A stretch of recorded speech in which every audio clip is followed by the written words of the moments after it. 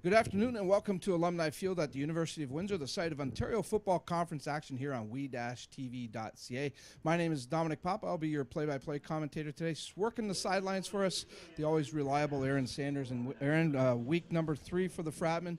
Week number 2 for the GTA Grizzlies, who are in town to take on the Fratmen. Let's first talk about the Grizzlies. They opened their schedule up last week at home against the London Beefeaters. Came up on the short end of a 23-10 outcome, so obviously come here looking for a little bit of redemption. And it's going to be tough for them. The Fratmen played a very good game, but the GTA team has a lot of good athleticism, and one player in particular that you pointed out is a player that we're going to have to keep an eye on. Yes, exactly. Tyler Decker. This is a fellow who got 9 tackles and an interception last week. I mean, when it comes to the GTA Grizzlies, you really got to look at the defensive end when it comes to them because it's very underrated. This is a guy that will zero in on you like gangbusters, and if you don't pay clear attention to him, you're going to be in trouble. Head coach Mike Leonard has a program that is improving. Last year, these two teams, when they hooked up, it was all Fratmen. They won at 35-0. But again, Coach Mike LaChance, I had a chance to talk to him before the game today, and he's worried about their athleticism. He said specialty teams could be a big factor. Speaking of the Fratmen, they obviously made up for the week one loss against the Edmonton squad. They played Niagara, a team that's in a rebuilding mode, no doubt about it. 80-0 victory, kind of it was definitely a lopsided win.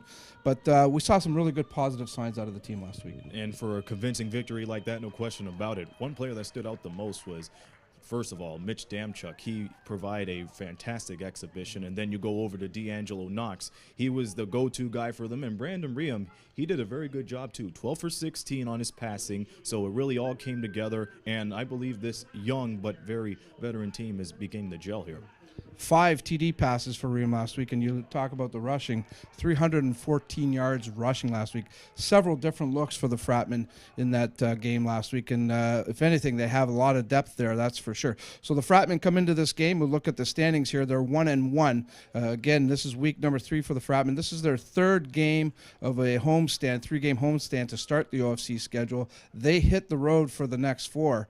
So obviously this game, you have to go out on a winning note here, Aaron. And when it matters the most, it always comes down to home field advantage. And for the Fratmen, they are lucky. They're thinking their lucky stars that they have their first 3 games at home, because when it comes down to it, you goes to the playoffs, that's what it comes down to the most. Those top 2 teams, it might come down to home victories, and that's what the Fratmen are known for, taking advantage of the home court and doing it justice. All right. Let you get down to the sideline, do some great work. When we come back after the break, the opening kickoff, it's the GTA Grizzlies set to do battle with the Windsor AKO Fratmen. You're watching it here on we-tv.ca. I learn by doing. I learn by reacting to a situation. St. Clair puts me directly into my industry. I'm dealing with real patients, real life situations. It's not just theory. It's not book work anymore. I choose to take control of my future, and my path is St. Clair College. I choose to be here.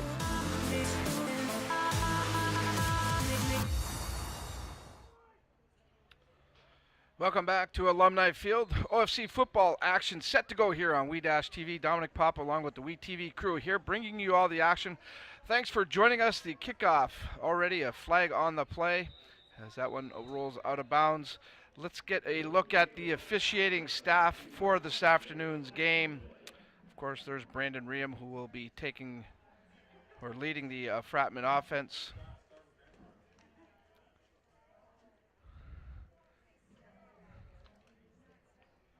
Just underway here at Alumni Field at the University of Windsor. Week number 3 for the AKO Fratmen football squad. They come into it 1-1.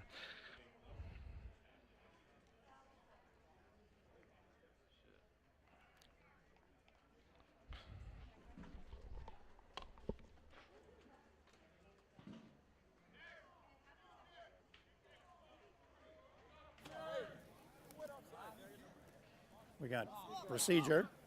White, offside, black. Run a re-kick. Speaking of the officials, there is our head referee today, Todd Whited. Working with him, Alex Jemmy is the umpire. Bruce Carter, the back umpire. Brent Webster, back judge. Chris Patton.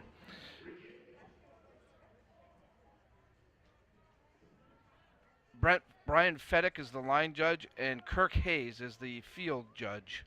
That is your officiating crew. We're going to do the kickoff all over again.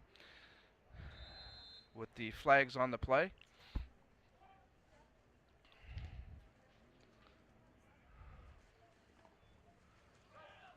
Brandon McCraney is going to take this for the Fratmen, or I should say Elijah Blythe, number 17, not 27. And Blythe gets the Fratmen some good field position to start right at their own 40-yard line. As Brandon Riem, right there, number 1, comes into the game. His stats so far, and that was last week against, actually they played against that's Drew Bosco. We'll get him when they come onto the field, but Brandon had some impressive numbers obviously last week against Niagara. Again, 5 touchdown passes. Fratmen set to go here, 1st and 10 at their own 40. Just underway here at Alumni Field. That's a handoff to D'Angelo Knox. And we have a fumble. Looks like the Fratmen were able to recover it. It looked like number 61, Quinn Williams, was able to recover that fumble.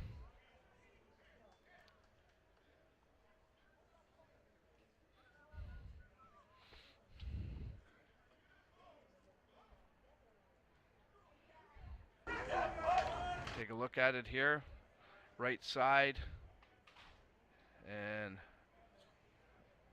might have been Williams, a teammate actually, that knocked that ball out as he was trying to push him forward, grabbing some extra yards, but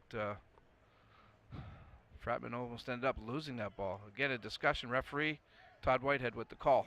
We had an inadvertent whistle on the play. The offense has chosen to take the play. 2nd down. Get the call. 2nd and 2 now for the Fratmen at the 48.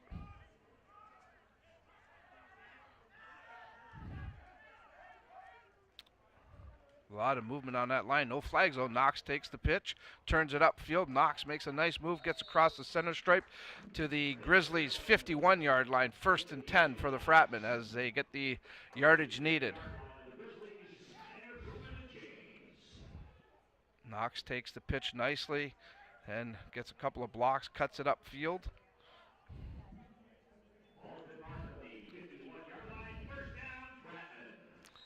First and 10 for the Frat at the GTA Grizzlies 51.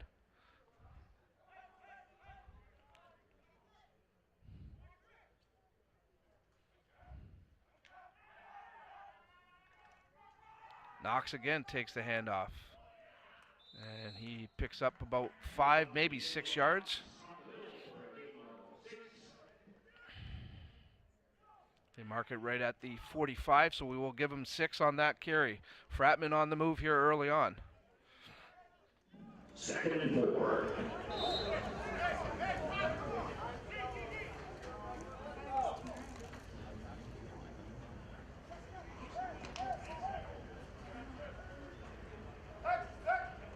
Second and 4 for the Fratmen.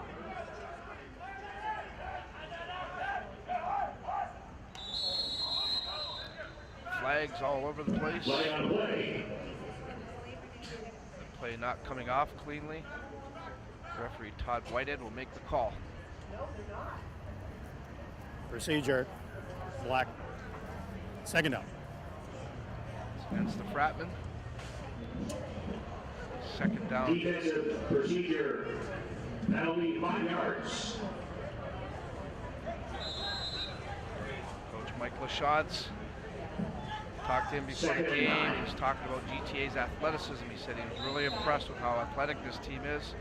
They don't have a lot of numbers, but he said the athletes they have are very good, and that could be a game breaker. He's very concerned about that.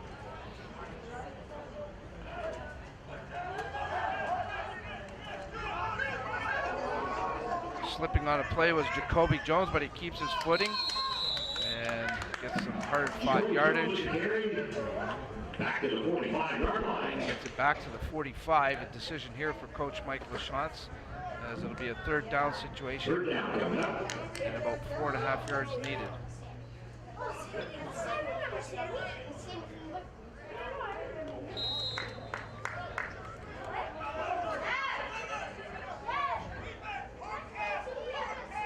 The offense stays in for the Fratmen.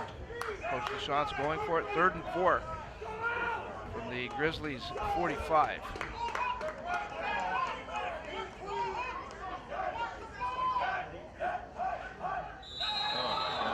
And Maria may have drawn the GTA Grizzly line offside as the long count maybe pays off.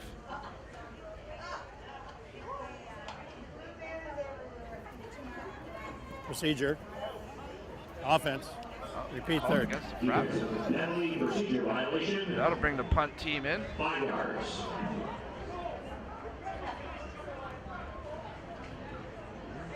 Still third down.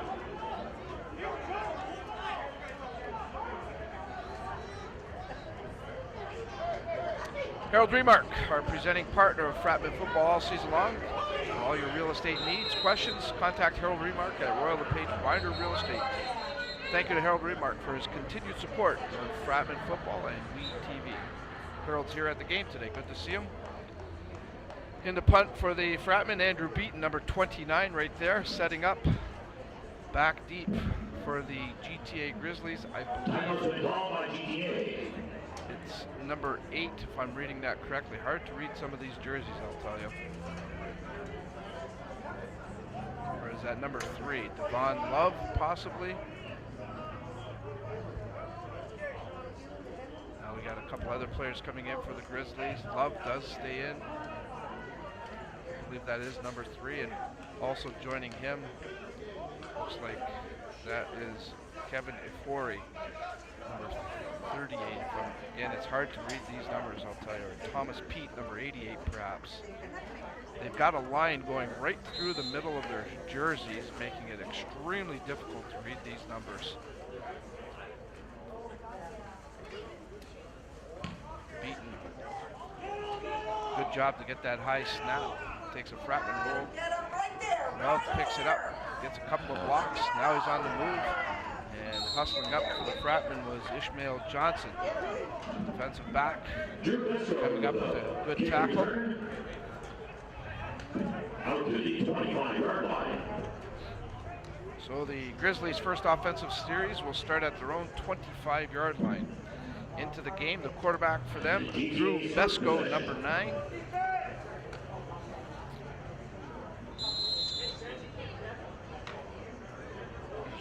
Besco right there, tall, lean quarterback. His numbers last week versus London, 7 for 22, a touchdown pass and a couple of interceptions. No doubt he'll want to improve on that this week. A couple of steps back, a little hitch pass here, breaking a couple of tackles, and good yardage there on the effort. Again, I apologize, seeing these numbers are almost next to impossible.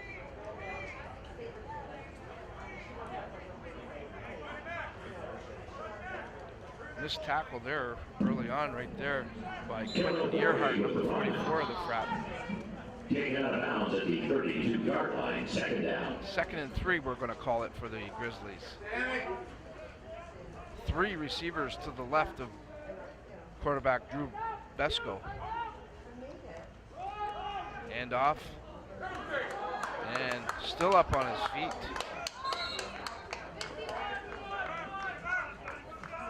I believe that was Jonathan. With the carry out to the 40-yard line. Jonathan McKechnie, First down, GTA. 29. They get the first down, though. A very impressive run. Ball out to the Grizzlies 41 now. You can see the athleticism that Coach LaChanze was talking about with this GTA lineup.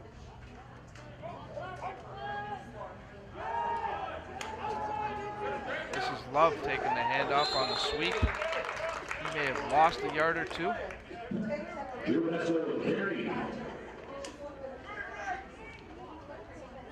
for a loss of 2. 2nd and 12. 2nd down.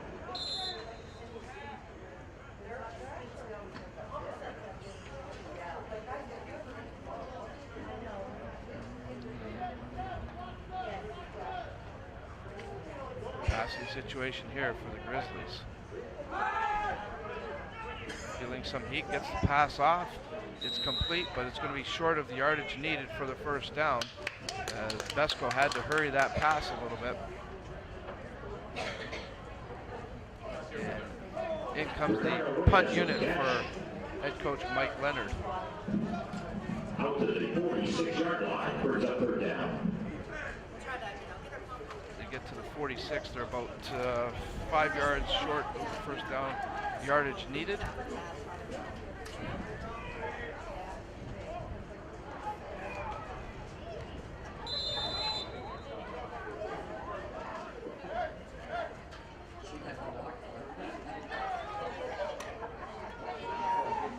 Campbell Fair, I believe, is taking care of the punting duties here for the Grizzlies, number 32. Johnson, Ishmael Johnson for the Fratmen, fields that punt, turns it upfield, gets some good yardage back. Decent field position for the Fratmen to start their second offensive series of the game.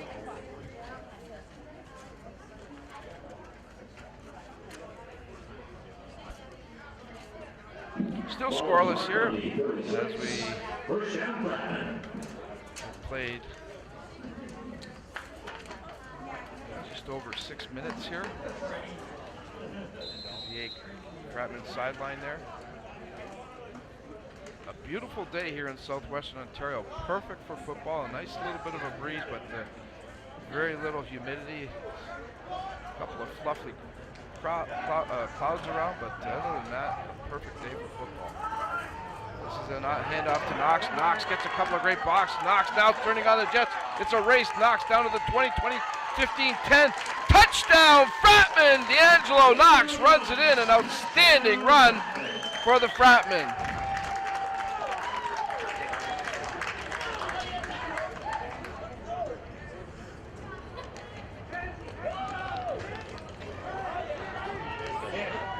D'Angelo Knox showing his speed.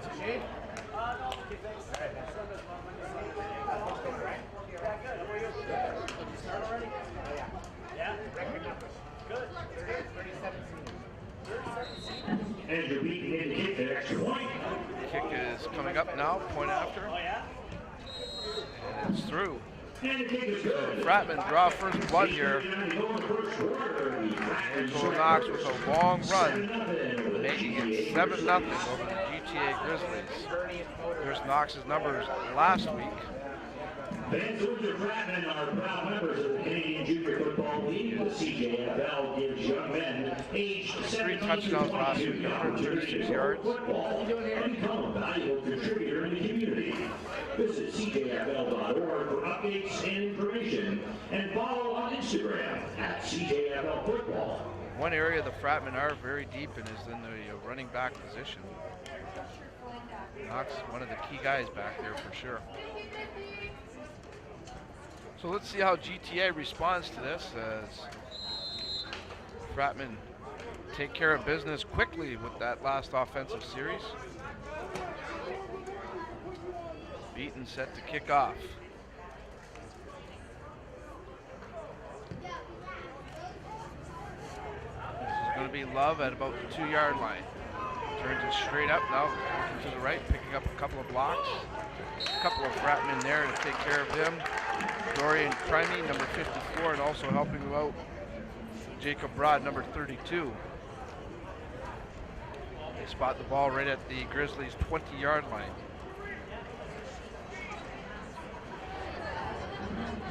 Ball on the 20-yard line. First down, GTA.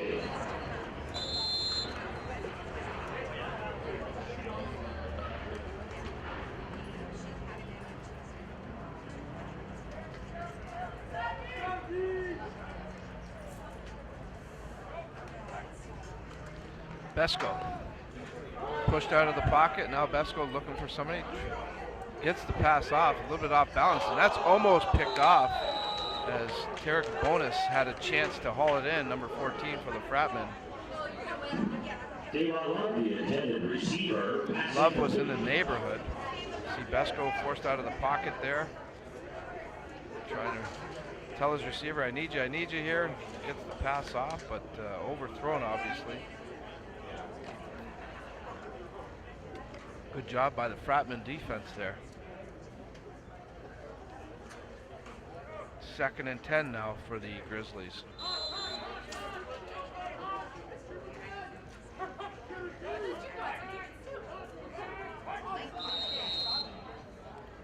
And we have a flag here before the play even comes off. So the referee, Todd Whitehead, signals. Offside. Offense. Repeat second down. Offensive offside. Offside against the Grizzlies. Minor penalty.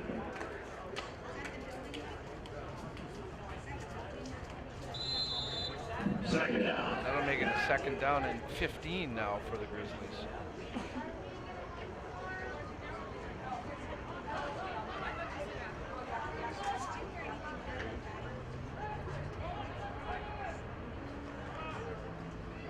Vesco, pass is complete.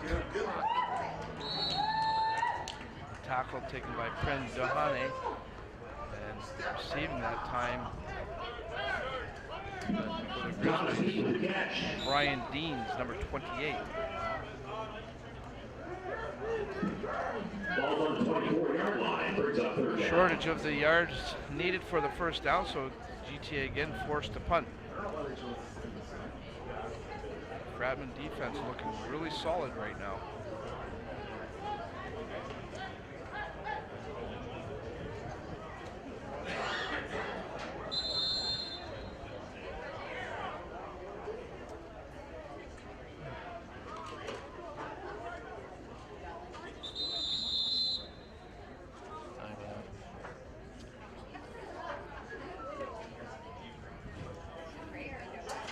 A little bit of a delay here on the field. Timeout GTA. GTA has just called a timeout. So obviously Coach Mike Leonard not liking what he's was seeing out there, so he wants to slow it down perhaps a little bit here and get the team organized here. There's Coach Leonard right there in the center of your screen.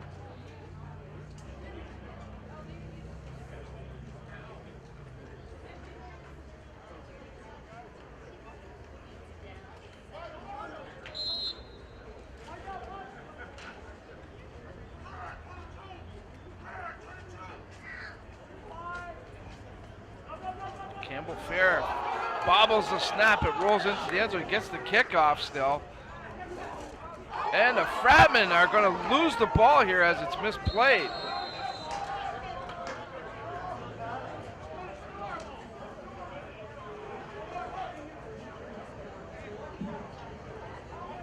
Punt return fumble recovered by GTA. Let's see what the referees decide. Looks like the Fratmen, it was number 44, Quentin Earhart, fumbling the punt, and GTA was able to pounce on it right away.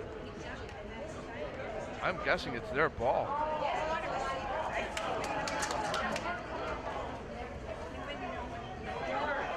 Todd Whitehead calling in the officiating, said let's have a quick discussion here, make sure we get this done okay.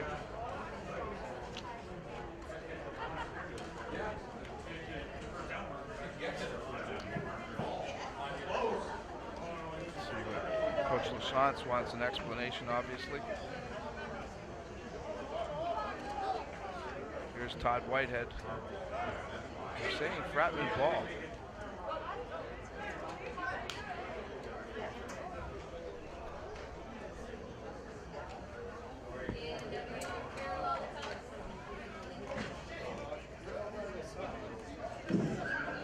The Fratmen regain possession. Ball's marked on the 29-yard line. Last weekend, the numbers for the Fratmen very impressive, very lopsided, obviously, but you know, full value of that victory for the Fratmen. And the penalties were the concern, not even a concern last week compared to that of the first week against Edmonton. That's something that the Fratmen certainly did clean up, but you know, very convincing and lopsided victory last week against the Regional Raiders.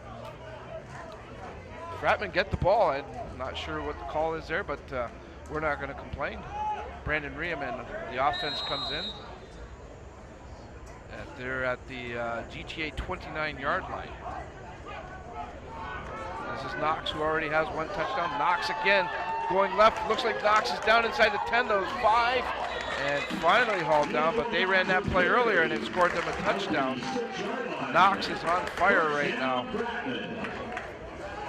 So first and goal for the Fratmen at the 6-yard line.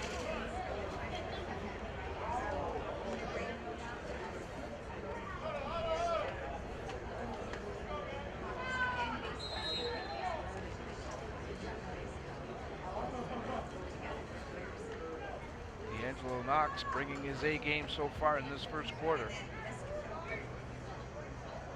Ball at the 6, the Grizzlies 6-yard line. Omar Hayes Williams far right. Riem to Jacoby Jones as he comes through the back end there, and he gets down to about, it looks like maybe the 1-yard line. Jacoby Jones with the run in. Second and goal for the Fratmen. To the 1+ yard line. Second down.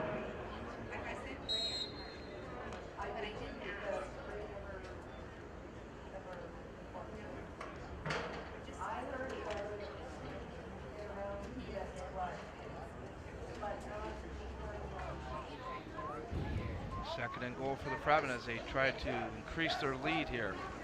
This is going to be Knox, and he's stuffed at the line, not getting in. Good defensive stance there by the Grizzlies as 3 or 4 of the white jerseys getting right on to Knox right away and keeping him out of the end zone.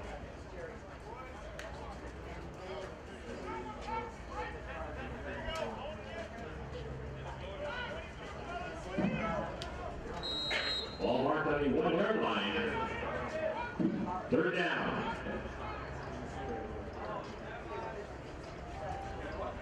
Third down for the Fratmen. Third and goal. The offense obviously staying in. Michael Schantz wanting to punch it in here. Right under center does go Riem. Let's see if it's a keeper. Indeed it is, and Riem slips through. Touchdown, Fratmen! As Brandon Riem punches it in from the 1-yard line.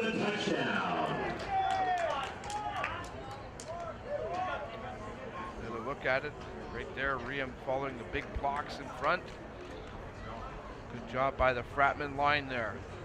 13-0. Fratmen lead it. Point after coming up here. Attempted by Andrew Beaton. Andrew Beaton in once again for the extra point. Low snap, but it's handled nicely by Riem, and Beaton's kick is good. That makes it the Windsor Fratmen 14, the GTA Grizzlies yet to score. 4:35 remaining here in the first quarter at Alumni Field. So a good start for the Fratmen here this afternoon. Associate Coach Mike Morency there. Simply take a selfie right now and tag on Instagram. Basically takes care of the defensive side of the ball. You could be the weekly winner of a $50 gift certificate to the official CJFL online merchandise store. The winner will be announced on Monday, just like Chris Dowling, the winner from August 12th. Sends some really good energy on that Fratman sideline. Why not? They come off to a good start here.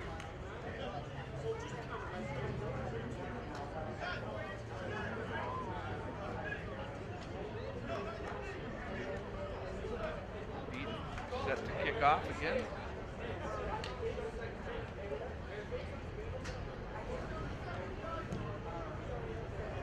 Looks like it's going to be Love fielding it at about his own 10-yard line. Love up across the 25 to about, looks like about the 29, maybe the 30. So decent field position for the Grizzlies quarterback Drew Besco and company to come out and get some offense going here. The Fratman defense has been very stingy, though, I'll tell you. The Grizzlies have struggled to get some good offense going. Last week against the London Beefeaters, this was the numbers for the Grizzlies. They had 10 first downs, passing yardage 104. Not much of a rushing game, and the penalties were even in the game, and penalty yards pretty much even. Of course, the Beefeaters, as you see, winning that game 23-10.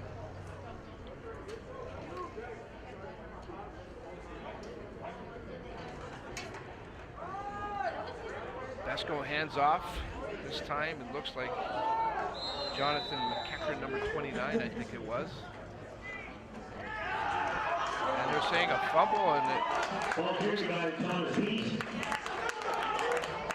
Fumble, ball out of bounds. so McEachran does fumble right there. It goes out of bounds. Last touch by a Fratman. We're getting a discussion over there. Let's see what happens here. Again, the Fratman D has been very, very focused here this afternoon.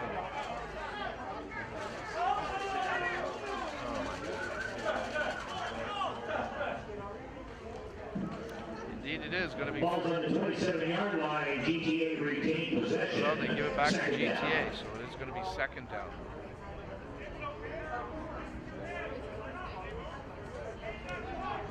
Todd Whitehead gets it all straightened out. A good veteran crew of officials here today, taking care of this football game.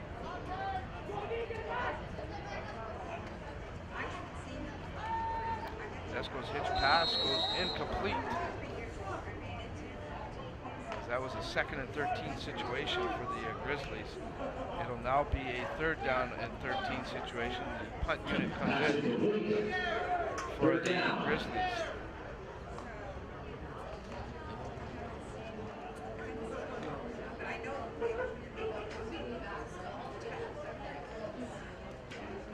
Going back for the Fratmen, you can see right there to the right of your screen, Marcus Cooper Williams, I should say, number 85. Also back with him, number 3, Ishmael Johnson.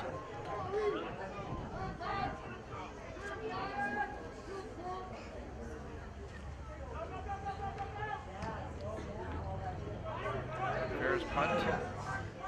Much better one this time. It rolls out of bounds. The Fratman ball, they'll scrimmage inside the Grizzlies end of the field at about the 54-yard line of the Grizzlies. 14-0, Fratman leading it. 3:32 to go here in quarter one. This is the 3rd game of the 3-game homestand for the Fratmen to start off this OFC schedule, or I should say Canadian Junior Football League schedule. Of course, week 1 was against the Prairie Conference team, the Edmonton Huskies. The Huskies winning that game 30-7. But Fratmen will now, after this week, play their next 4 games on the road, starting off in the nation's capital next week in Ottawa. This schedule is going to get much tougher for the Fratmen. Riem looks left, now he's flushed out of the pocket, he's going to tuck it under Riem, making some moves still up, and then he decides to go down. Good heads up move by the quarterback, Brandon Riem. About a yard short, I'd say, of the first down. Second and 1. We're going to call it 2nd and 1. You see Riem's last run here. He goes down right on the line there. 2nd and 1 for the Fratmen.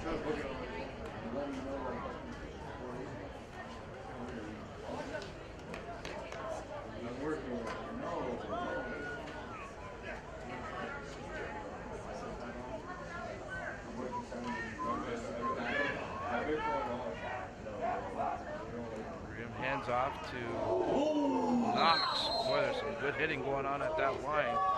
Knox gets the first down. Looks like he has a yard to spare. Watch the hit at the line here. Oh my, there's some blocks there. Kobe Jones laid a block out, I'll tell you.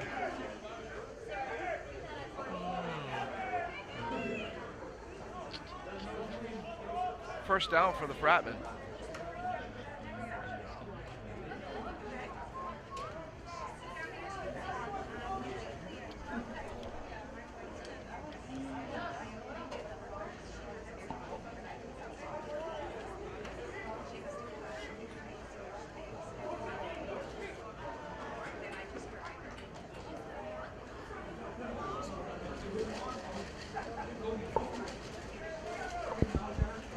Hey, fans, I just want to remind you that Kayla will be making her way out through the stand, selling 50-50 tickets today.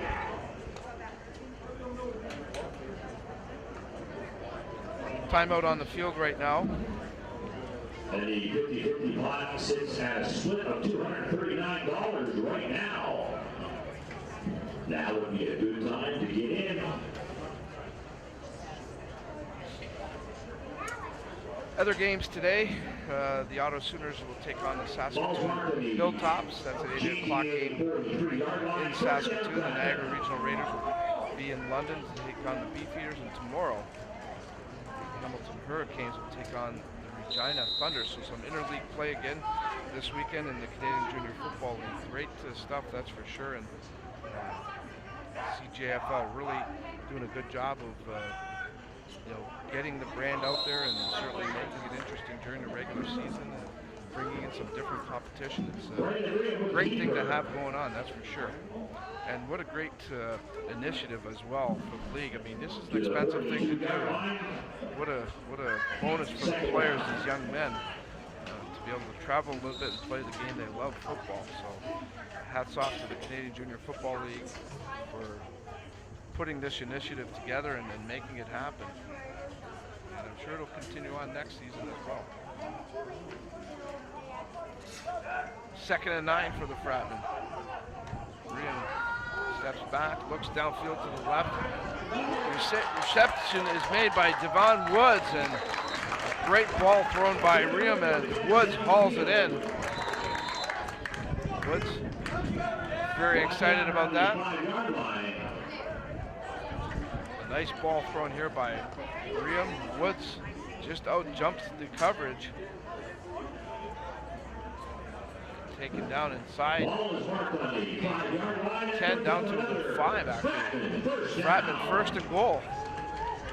Just over a minute to go here. Is shaking up Grizzly player that looks like it's Joseph Otero, number 51. Good to see he's off on his own power. I'm sure we'll see him back in the game.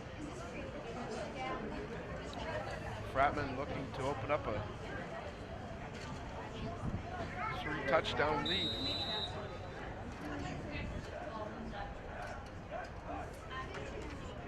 Rio takes the handoff, gets outside, dives in, tries to stretch it out. They're saying touchdown. Riam got the hand inside the post there and punches it in. Fratman scorer makes it 20-0 over the Grizzlies.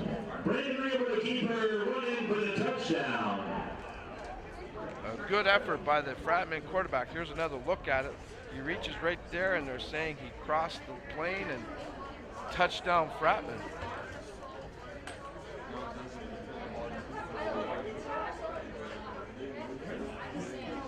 That all set up by the Devon Woods reception earlier on in the drive. The Fratman offense clicking pretty good right now. Beaton's point after is good. There you go, Fratman now lead it 21-0. GTA Grizzlies. There's the quarterback, Brandon Riam, looking as well. Very good this afternoon. Fratman firing on all cylinders right now. The defense has been outstanding. The offense not too far behind. And when you bring all of that element together, pretty tough to beat a team like this. Now the source for sports. St. Clair College, Windsor Honda, uniforms local 444 and 2458, and Jake Joint, home of the Fifth River.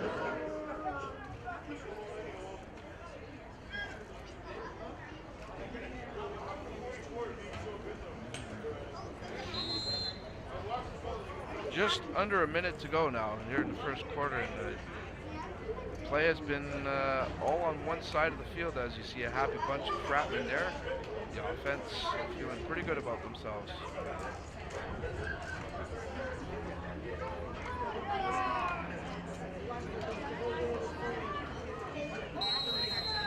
Kickoff returned all the way out to, looks like about the 36-yard line, so a good run back.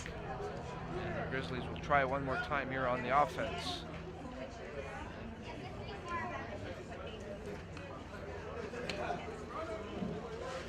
Kick return by Kevin Forey. Back up to the 37-yard line. First down, GTA.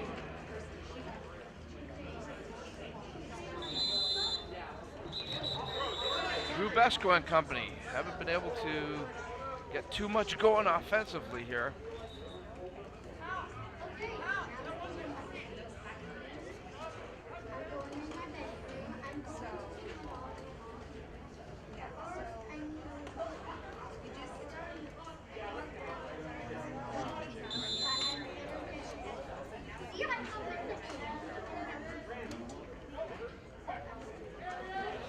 Vesco, straight drop back, looks downfield, airing one out, has a receiver in the area. That was Aiden CO, number 17, but Vesco couldn't get him the ball. He was wide open, he was behind the coverage. 2nd and 10.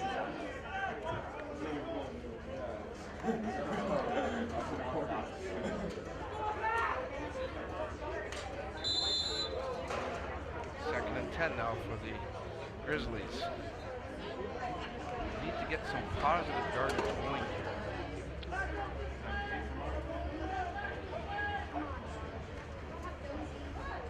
Play action over the middle. A couple of receivers in the area, but there are also a couple of Fratmen players back there as well. 3rd down. 3rd down situation now.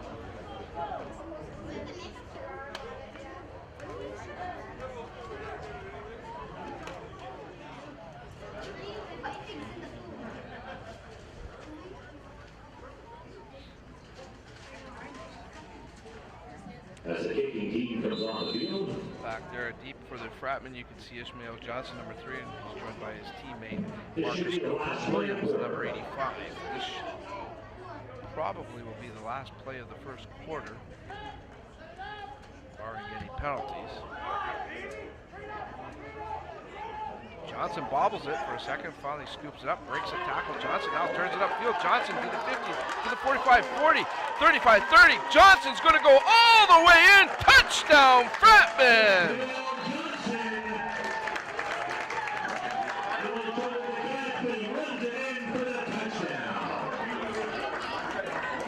Fratmen doing it on all areas, in all areas of this game. Here's a look at the punt. And it's Johnson bobbling it there momentarily, but he gets away. The broken tackle right there, key. And then Johnson gets the blocks in front of him, and he's gone to the races as he beats the punter there. And nothing but green real estate after that. Fratmen in control of this one as they take a 27-0 lead. Beaton's point after up, and it's good. But that'll be the end. There is a flag on the play. There is a flag. So we'll see what the call is here as the information is relayed to referee Todd White. At the end of the first quarter is 28-0. Offside. White. 5-yard penalty be applied on a kickoff. Point is good. So offsetting by the looks of it. First quarter is complete. The Fratmen very successful in that first 15 minutes of play as they lead it 28-0 over the GTA Grizzlies. Before the game today, of course, the official coin toss. You can see the gentleman in the white t-shirt and black cap there. That's Chris Glover, a longtime Fratmen football fan, and also he helped with the Fratmen since 1988. Chris was the honorary captain today, taking in the coin toss. And Chris has seen more than 200 Fratmen football games. He's been a loyal supporter for 29 years. It all started in 1988 with the Fratmen. And Chris again named as the honorary captain today. Chris has been a long-time sports person in our city, I can tell you that now. He's supported the Spitfires, he's supported a lot of groups. And Chris is in a battle, obviously, but today it's great to see Chris here and taking in the game as the honorary captain. So good stuff, Chris. Keep up the fight, and hopefully we get to see a few more Fratmen football games. We'd love to have you here, that's for sure. The Fratmen ready to kick off the second quarter here. They're in control of this one right now as they lead it 28-0 over the GTA Grizzlies. Enjoy the fight.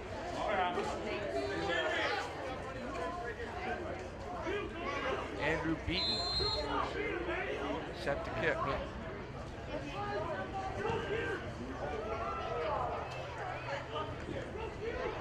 Right at the goal line, this ball is fielded and hustling downfield for the Fratmen.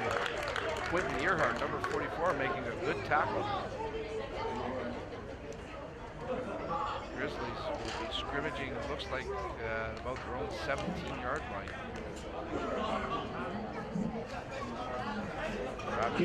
dominating this one right now. The Grizzlies need to get some decent offense going here.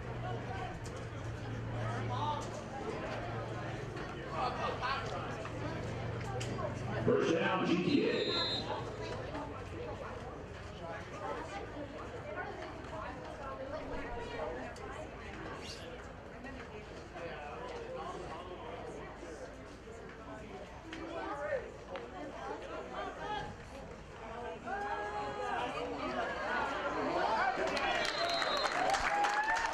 Right there, the Fratmen defense all over that play. That time it was Brent Dohane, number 11, doing the job. See Dohane flushes out Besco, then puts the big mitts on him and calls him down. Besco hasn't had a lot of time back there today. Fratmen very persistent in applying the pressure. Second and 13, they're calling it. Pass that goes off the hands of the intended receiver. I think it was Joshua Daly, number 22, the intended receiver. But it doesn't complete, and the Fratmen should get decent field position here with the punt coming out. And that will bring the kicking team onto the field.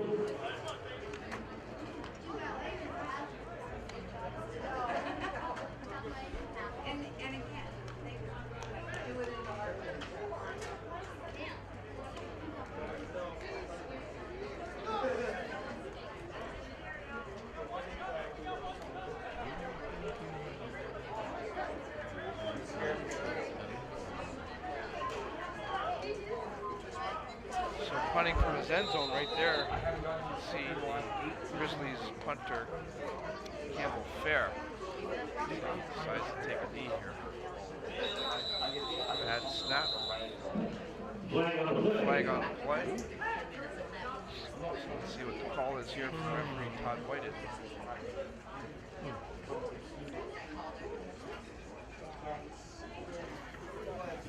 Procedure. White. Repeat third down. Against the Grizzlies. Go back a little bit further. Anticipating kneel down here from Campbell Fair. Silver down.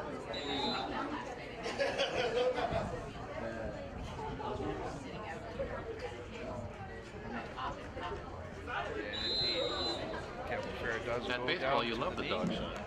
And he takes the knee and gives up 2 points. That'll make the score of the Windsor Fratmen 30. The GTA Grizzlies nothing.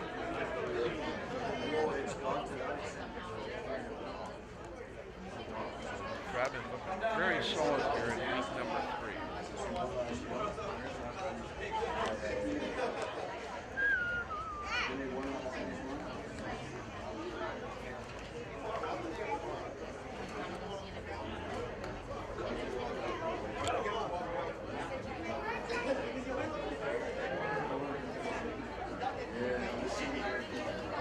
Fratmen will take the ball at their own 35 now to start this offensive series.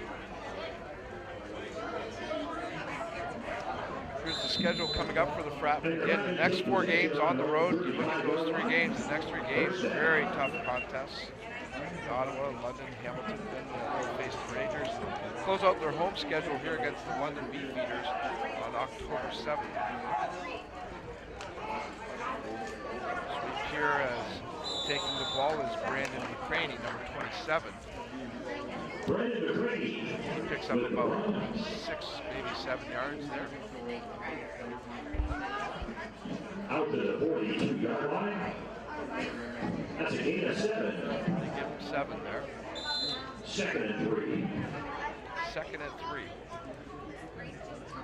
Looking at that Fratmen schedule though, Ottawa, again, one of the longtime rivals of the Fratmen. You look at the Beefeaters, of course. You don't even have to mention Windsor, London. Talk about that rivalry, and then Hamilton, course, beaten the Fratmen last year in the OFC Championship game, so that rivalry is alive and well as well. Angelo Knox has been outstanding so far this afternoon. Again, making some moves there. Good enough for the first down. Ball on the 49-yard line. Knox doing a good job picking up that yards needed. First and 10 for the Fratmen at their own 49.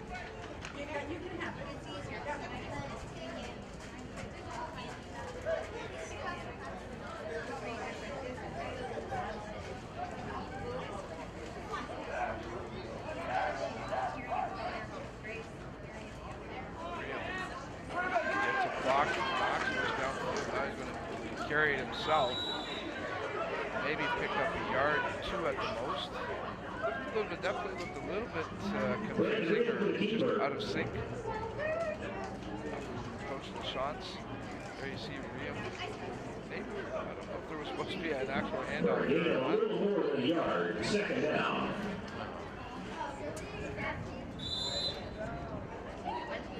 Second down, though, nonetheless, for the Fratmen. They need 9 yards to keep this drive going.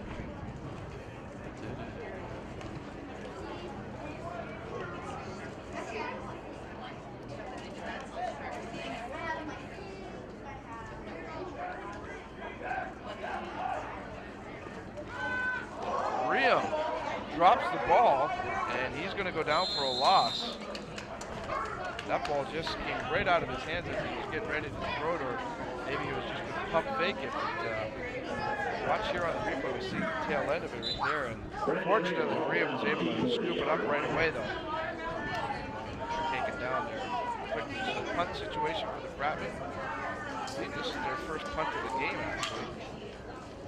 Riam heads to the sideline, shake it off. Stands at about his own 25.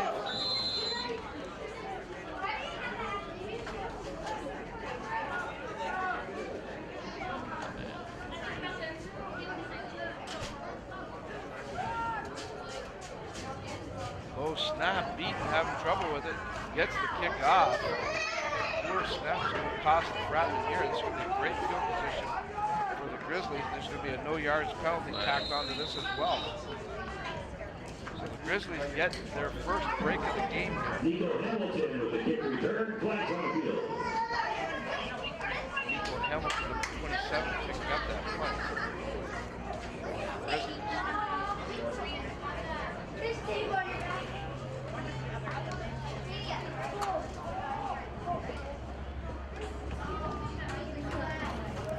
No yard. Black, bouncing ball, 5-yard penalty. First down. Get the call from referee Whited. The Grizzlies with their best field position of the day by far. They start at the Fratmen 33-yard line, first and 10, and they look to get on the scoreboard here. See if they can take advantage of this first break of the game. Vesco looks right, gets the pass off. It's complete as he finds, I believe that was Thomas Pete, number 88. And he's forced out of bounds.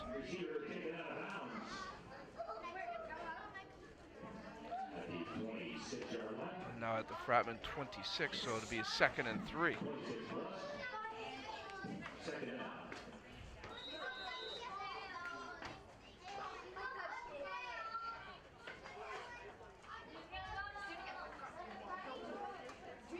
Vesco out of the pocket, rolls right, looks downfield, has a player there, and does he haul it in? No.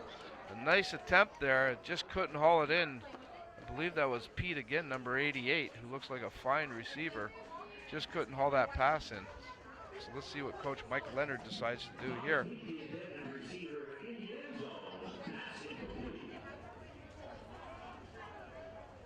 Pete got in behind the coverage, but just couldn't finish it off.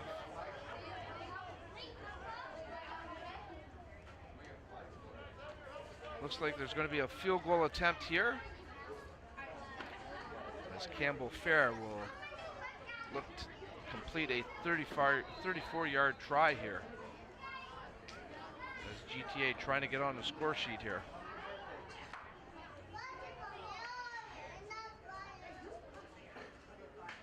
Snap's good. Kick is up. And kick is through. The GTA Grizzlies get on the scoreboard. A 34-yard field goal is successful by Campbell Fair. That'll make the score the Fratmen 30. The Grizzlies 3, 9:34 to go here in the second quarter. So the Grizzlies do take advantage of the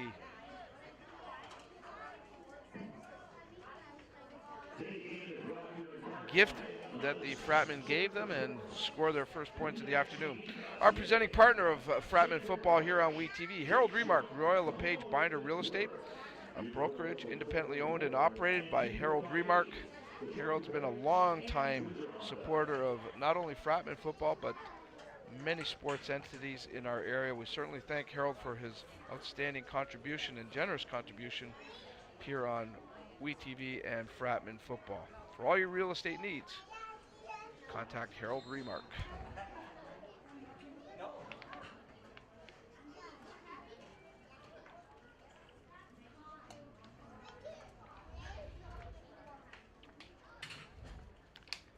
See how the Fratmen respond here as the Grizzlies crack the goose egg on the scoreboard. This is going to be Jacoby Jones taking the kickoff. Jones getting to the right, and he's hit hard, holds on to the ball.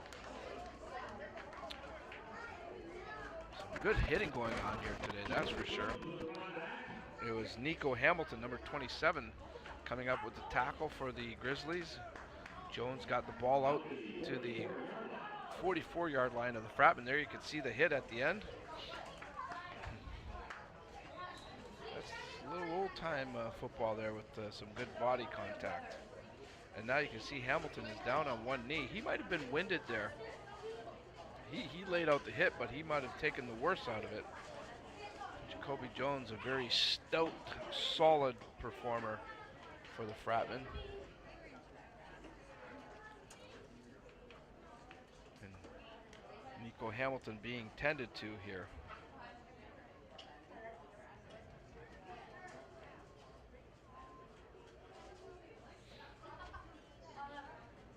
Nothing too serious here. It's good to see he's up on his own power. Take him out for a play, let him regroup. Hopefully he's back in the game. The Fratmen looking very comfortable right now as they have a 27-point lead.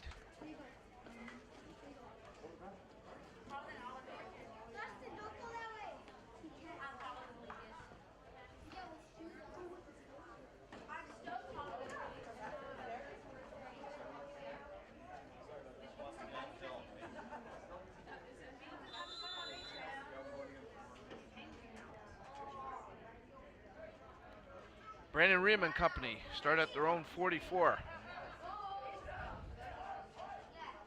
High snap handled by Riem, handed off to Knox. And Knox will settle for about 5 yards.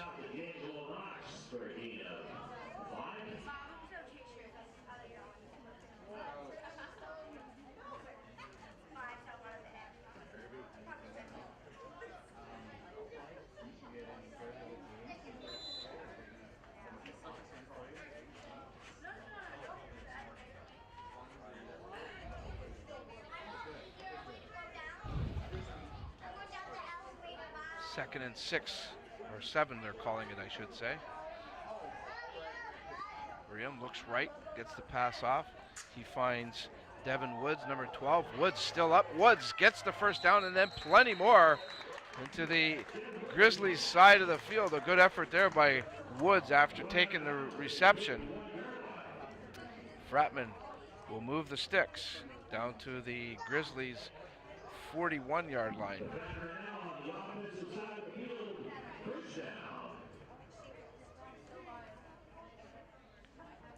Good run there by Woods, who's had a solid afternoon so far in the first couple of quarters here. We still have 8.5 minutes to go in it.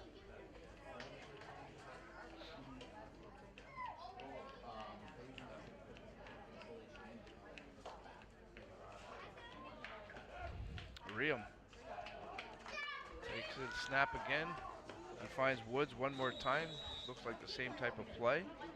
Woods immediately taken down there by Isaiah Bonifant, number 18.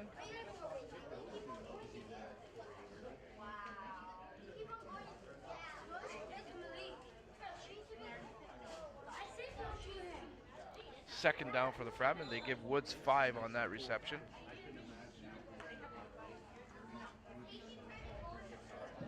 You can see it is just an outstanding day here today. A beautiful day for football. Pretty much no wind at all now. A nice sunny day, mid-70s. No humidity at all. Boy, there's a lot of traffic where that ball was thrown. It goes incomplete. Take a look at it here. Well, this was the previous play where Woods came up with the reception.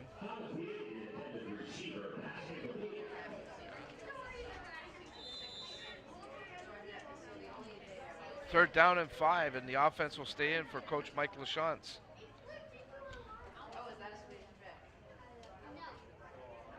As time counting down here.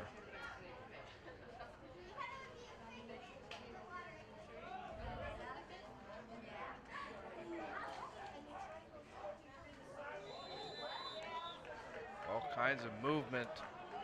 Todd Whitehead will make the call. Time violation against the Fratmen.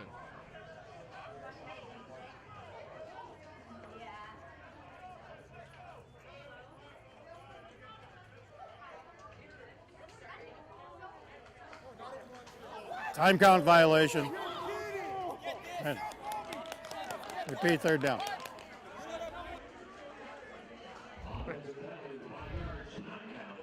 Time count violation, so that'll bring off the offense.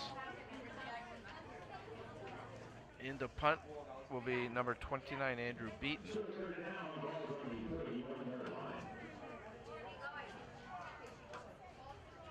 So the Fratmen shoot themselves in the foot a little bit there.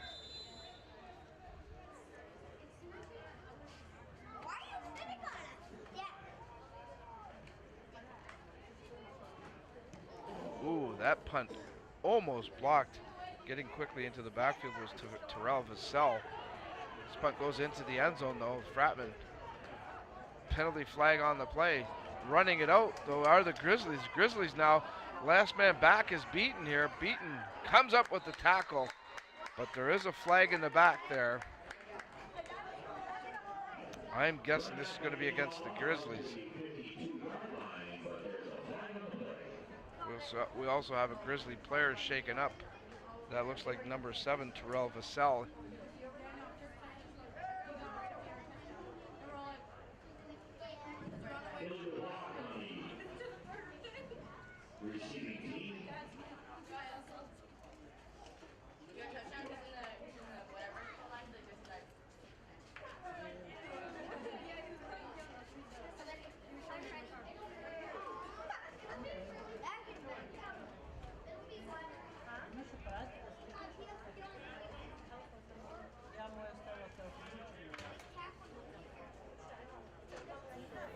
Illegal block in the end zone.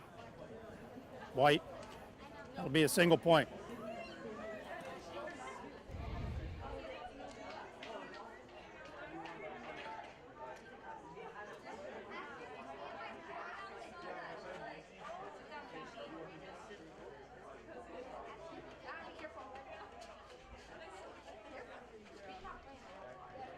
So we're getting everything cleaned up here.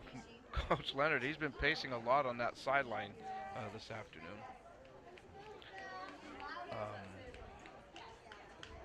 Got to be happy that he got to see his team put up 3 points anyways, get something positive going here. Now they take the ball, 1st and 10. They're at their own 35. This is Besco looking left downfield, that ball coming.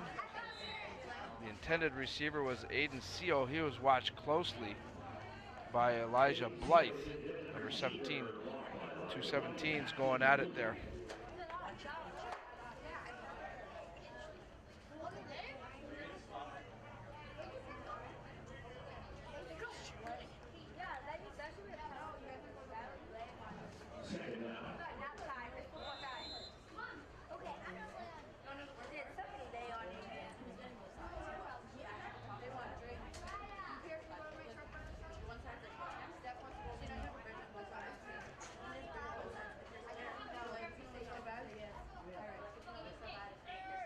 2nd and 10 now for the Grizzlies.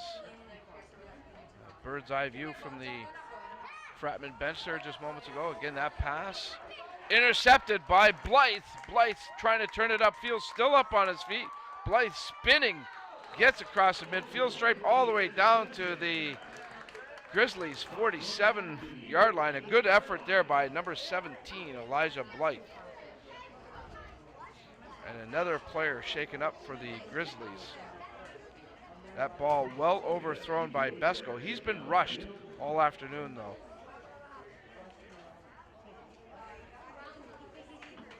As the Fratmen defense, again, continues to play extremely well here.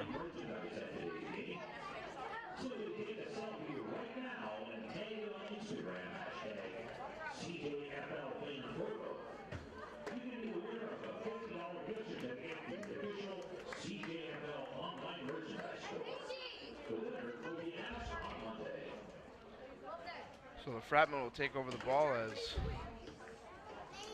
we want to tell you about infotainment with Tony. Every Wednesday, a new program. You can take all in the entertainment news in and around Windsor and Essex County. Also on the Hollywood scene, Tony Bruner has it all for you as she hosts infotainment every Wednesday, a new show here on we-tv.ca.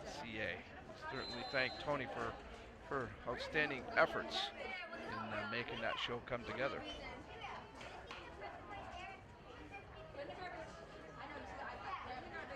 Here's Riem passing, looking downfield. There's a flag on the play. Hauling it in for the touchdown, Fratman. That is Ben Degose.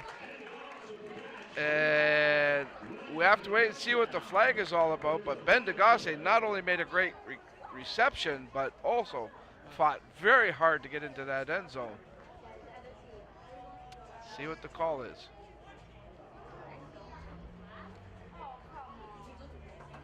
Against the Fratmen. Penalties. Mike LaChance trying to Illegal contact. ask referee Whitehead, Black. what's the call here? Why Repeat the one. call? Illegal contact on the offensive side. Calling it illegal contact. That's a huge penalty. Takes back the touchdown, obviously, and it's a 10-yard penalty.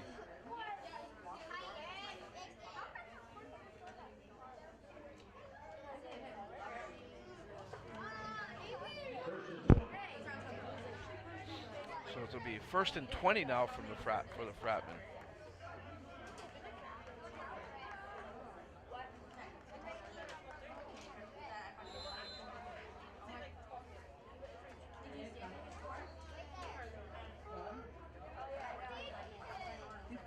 Oh, high snap right over Riem's head. Riem hauls it in, but he's going down. Another big loss.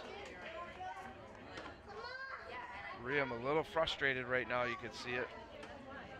Good hustle by the Grizzlies there, and number 53, Dylan Dick, as he chased down the very speedy Brandon Riem. Bad snap, cost, and a good effort by the Grizzlies there.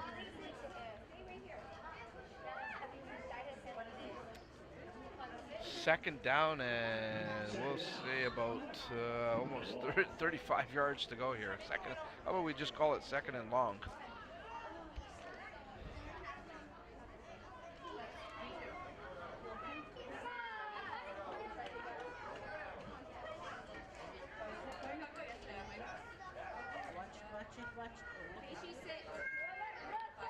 Screen set up. Here's Jacoby Jones taking the pass, gets a couple of blocks.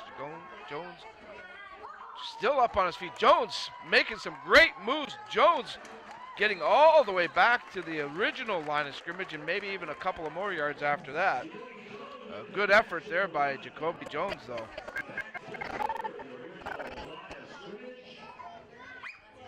So it's a 3rd down situation now for the Fratmen, but obviously a lot less yardage needed here as Jones, again, you see his effort here. Right here, he's fighting off tackles.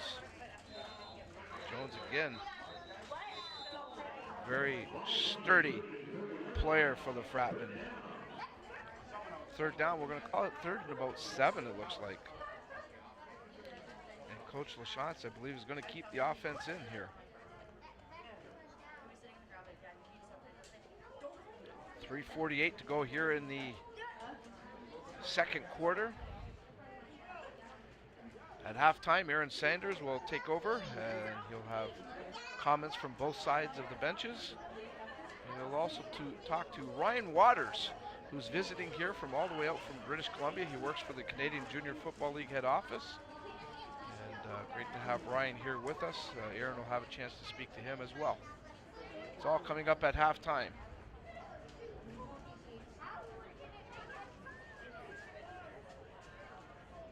Another Grizzly player being helped off the field here. That's why the delay. They've been banged up a little bit. They're not deep in numbers, so we'll see if this takes a toll on the Grizzlies as this game goes on. Perhaps wear them down a little more. Fratmen again looking very fresh and good numbers on that sideline as far as playing personnel.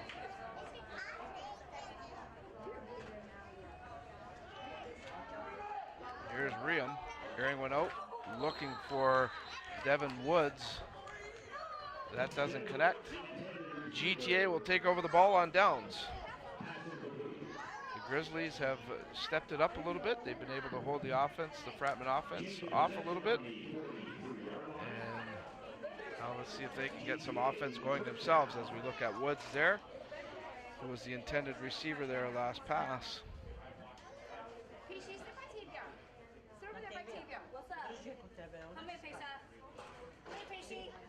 Drew Besco and company now will scrimmage from their own 44-yard line, 1st and 10. 3:31 and counting down here.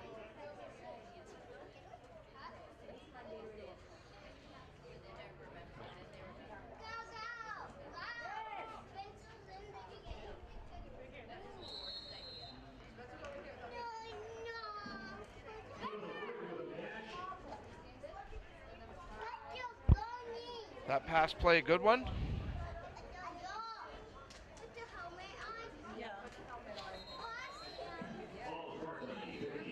They mark the ball on the 53. Call it 2nd and a long one for the Grizzlies. 3-minute warning has been issued by the officials.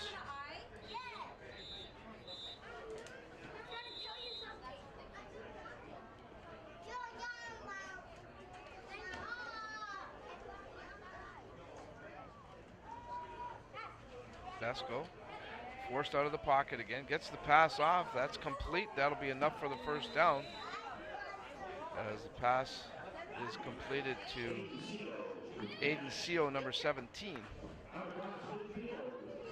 They move into the Fratmen end of the field to the Windsor 54-yard line, 1st and 10 for GTA.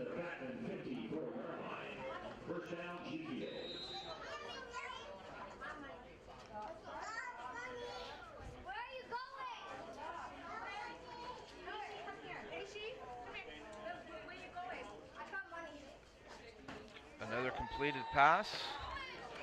Tackled immediately though. Tannic Bonus of the Fratmen coming up with the tackle. Brian Deans was the receiver there, number 28. He picks up about 3 yards with that catch. 2nd and 7.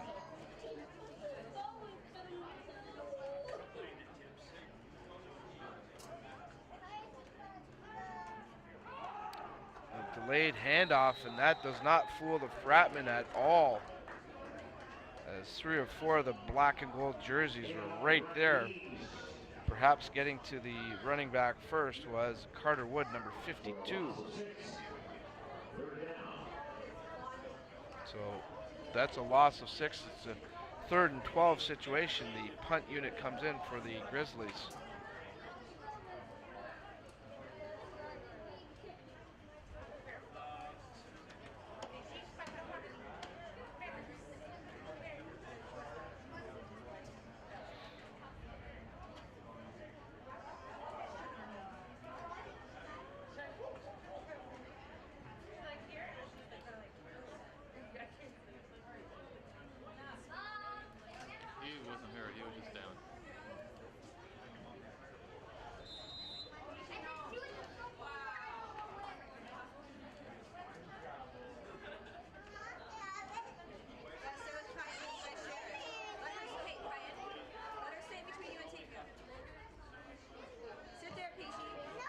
Pretty good punt this time. This is Marcus Cooper Williams. Flag on the play. Williams still up. Williams juking and jiving, still getting some good yardage. And he's finally taken down.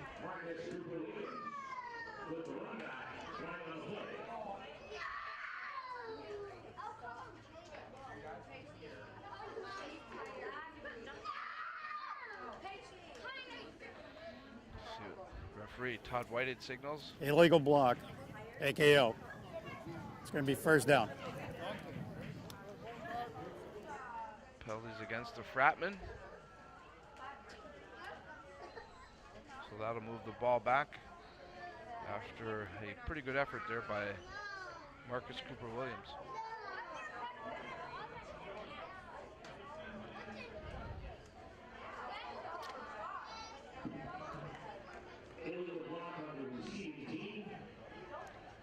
Illegal block, they're calling it. So the ball all the way back to the Fratmen 11-yard line. Costly penalty. Fratmen have had a couple of costly penalties in the second quarter. Very solid, clean first quarter for the Fratmen. A little tougher this time around though. This is D'Angelo Knox taking the handoff. Knox has been an effective performer. And he's close to the first down yardage. Let's see where they spot the ball.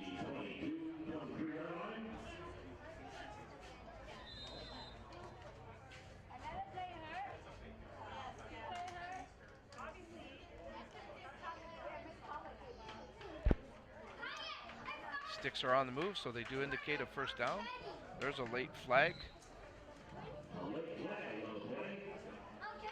Some unsportsmanlike conduct I'm anticipating here. See what referee Todd Whitehead has to say. Objectionable conduct. First down. Yep, objectionable conduct. That'll tack on a few more yards for the Fratmen in moving forward. And a first down. So the Fratmen started at their 11. They're already out to their own 34 now.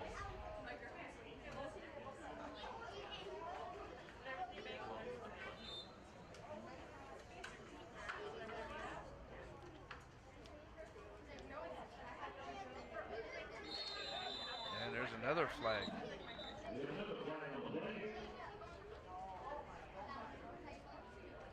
Wow. Objectionable conduct. Same call. White. I believe it was against the same player. Repeat one.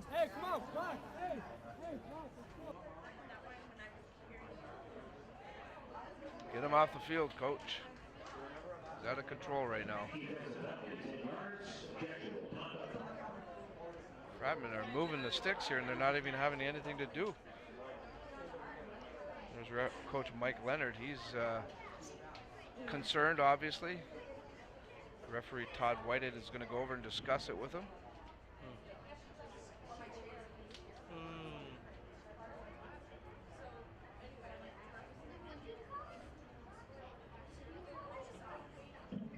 As the officials meet near midfield, just want to remind everybody that your Windsor Fratmen are proud members of the Canadian Junior Football League. The CJFL. Again, coming up at halftime, we'll check in with our sideline man, Aaron Saunders. He'll talk to, I believe he's got Mike Leonard of the Grizzlies lined up and Mike LaChance of the Fratmen. We'll also talk to Ryan Waters from the Canadian Junior Football League, who's visiting here from British Columbia, doing some work for the CJFL. Great to meet Ryan, and nice to have him here in our backyard. Our next broadcast, you're going to have to wait a while for this one, folks. More than a month away. Saturday, October 7th. Fratmen and the Beefeaters will do it. That'll be the last game of the season. It could be a huge game. Who knows what the standings will look like at that point. Could have playoff implications for sure. And it's always a fun rivalry with the London-Windsor scenario, that's for sure. So everything's sorted out. Jacoby Jones with a nice carry. Gets over the midfield stripe into the Grizzlies' end of the field to about the 47-yard line, we'll call it. First and 10, Fratmen as Jones again, very solid carrying the ball.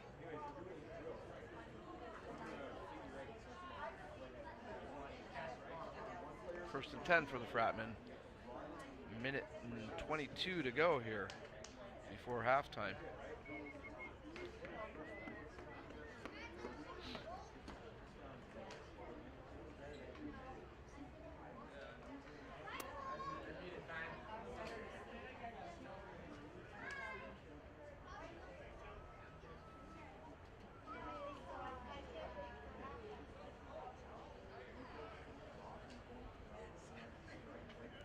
Boy, a lot of delays in between plays the last little while here. It's really slowed down the pace of this game.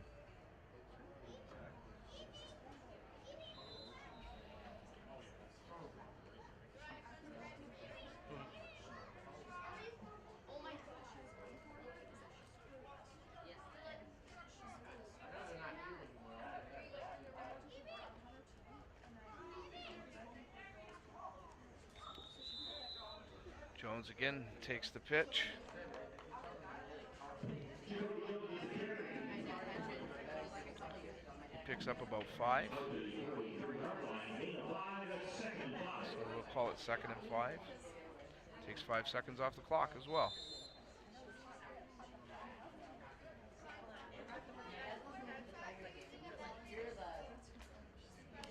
You know, the fall season's around the corner when you get all this football action going on. The Lancers will be starting their schedule tomorrow.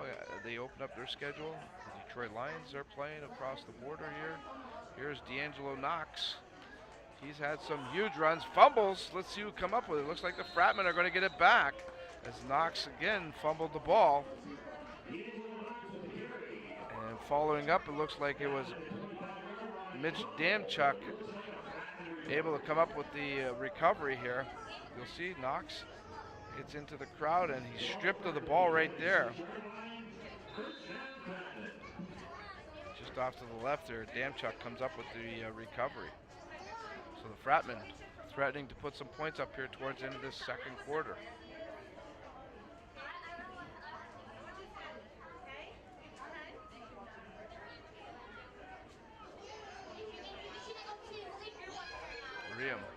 Play action, gets the pass off and unable to haul it in was Jones. Jones thought he took a cheap hit.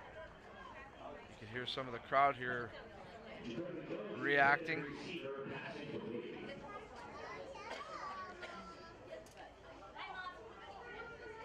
Right there, Jones took a pretty good shot in the back.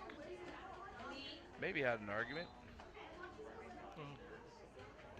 Devon Love coming up with that late hit.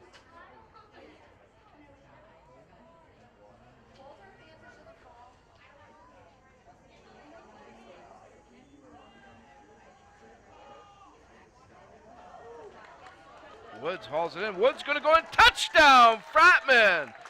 Boy, one thing he does so well after the reception is he turns it upfield. What a great effort there by number 12, Devin Woods. And the Fratmen now lead at 37-3. Take another look at it here. Love slipping on the play, and then Woods just turns on the jets, uses that big long stride.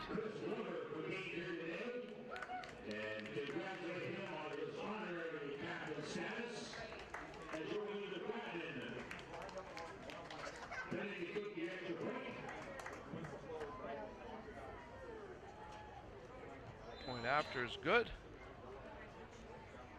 Fratmen increased their lead by a score of 38-3 with 15 seconds remaining here in the first half.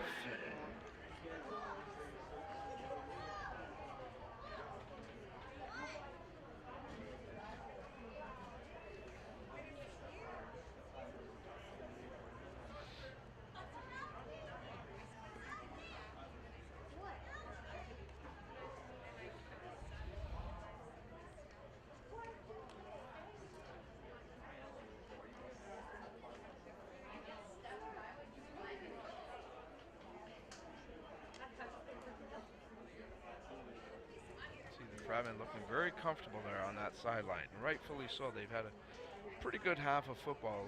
A little bit slower in the second quarter, but overall, I would say Coach LaChance has to be pretty happy with this performance up to this point.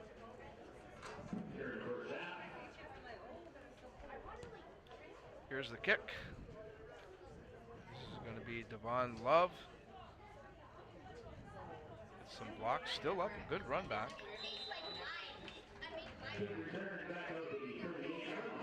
Love gets out to the Grizzlies 38-yard line, just about 8 seconds left, so maybe a play or two here. See if Besco wants to try airing one out.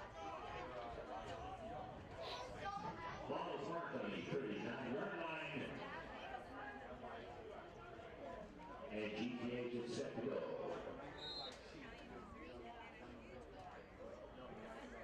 This should be the last play of quarter.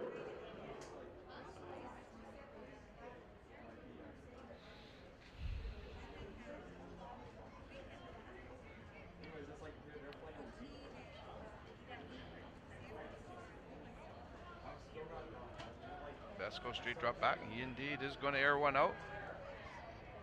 And boy, well thrown ball, but doesn't connect. Good defense there by the Fratmen as they anticipated well there. It was intended for number 17, Aiden Seo. And Besco will get one more crack at it here.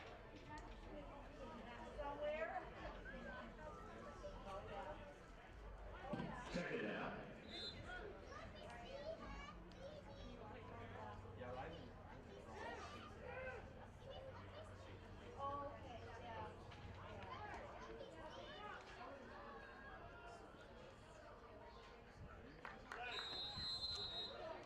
And that'll do it. Time has run out as the play is blown dead.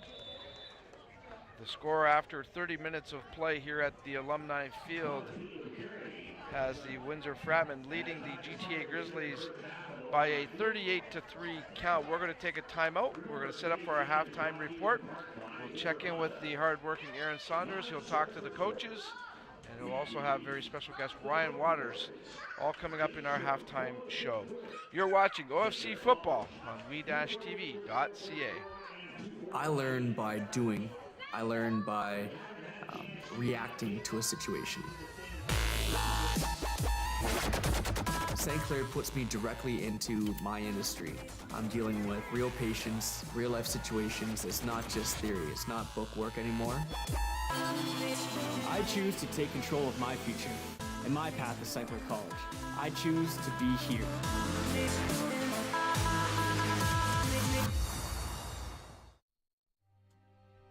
Like our champions, we know what it takes to win. Every day we put on our uniforms and we strive to be the best. Ring after ring, we keep practicing until it becomes second nature. Our craftsmen have put in thousands of hours to master their trade. And when things get tough, we make the adjustments needed to stay on top. Baron Championship rings. This is who we are. Did you know that the most severe injuries in our region are motor vehicle crashes? 65% of road fatalities last year were directly the result of distracted driving. 90% of injuries arriving in our emergency rooms are preventable. Our message to you this summer is, put down the phone. Just drive. Let's work together to keep our trauma stretchers empty. It's new, it's fresh, it's innovative, it's WeTV, Windsor Essex Television, and you can watch it anywhere. www.we-tv.ca is the place to be. If it's sports, entertainment, or community events, WeTV has what you're looking for. The people, places, and faces of our community are front and center on WeTV. Check out www.we-tv.ca for what's being webcast live. WeTV, we got you covered. The half, it's 38-3 in favor of the Fratmen. And joining me, of course, is the head coach, Mike LaChance, for the Windsor Fratmen. And it's nothing but business as per the usual, Coach. What stood out to you in the first half? I thought we blocked really hard. Our offensive linemen, Jennings, Benson, Mustafa, Junior, they're all coming off the ball real hard. Quinn, young center, coming off the ball and really establishing ourselves. And we said that on the first couple of drives. We want to really run the football and establish physical dominance over this team, kind of impose our will. And I thought we did that. Now we're trying to work on a couple things, and we've hit a couple of hiccups, but we'll get our stride back hopefully in the second half. And under your quarterback, Brandon Reum, this team is really coming to gel in the offensive line. Defensively, you guys have been getting those interceptions right down pat. What has been the key to all that? You know what? It's a pressured defense by Coach Moranti. The scheme's there. If guys follow the scheme and they kind of trust the process, everything works out. So basically, we've got real good athletes on both sides of the ball. They just got to do kind of what the game plan lays out. Everything will happen. I know it's only 38-3, the first half only done, and still got a whole half to go. Can we expect any reserves to come in for the remainder of this game? Yeah, we're gonna mix guys in. We tried to a little bit in the first half, but like I said, we ran the ball in the first quarter. Second quarter, we kind of wanted to throw the ball a little bit to DeGose and to Wood in the slot, and we did a couple of those things really well. We missed a couple beats, so we're gonna start the second half with our starters, and we'll start rolling it in. And you guys, this is the last game for you guys before you head on to the road for a few weeks. What's the atmosphere like so far? About to probably go 2-1. Hey, you know what? It's a good feeling. I didn't know what to expect from the team. We were kind of lackadaisical before the game, but like I said last week, there's 37 new guys. I'm still learning the heartbeat of this team, and we'll find out as the season goes on. We'll kind of establish what we're all about. All right, Coach. Thank you for your time. 38-3, like we said, and when we return, we're going to talk to Ryan Waters, who is what I deem the voice of the CJFL. He's on everything, gives you the match updates and everything else, so we'll talk to him in a minute, but first, this. I learn by doing. I learn by reacting to a situation. St. Clair puts me directly into my industry. I'm dealing with real patients, real life situations. It's not just theory, it's not book work anymore. I choose to take control of my future, and my path is St. Clair College. I choose to be here.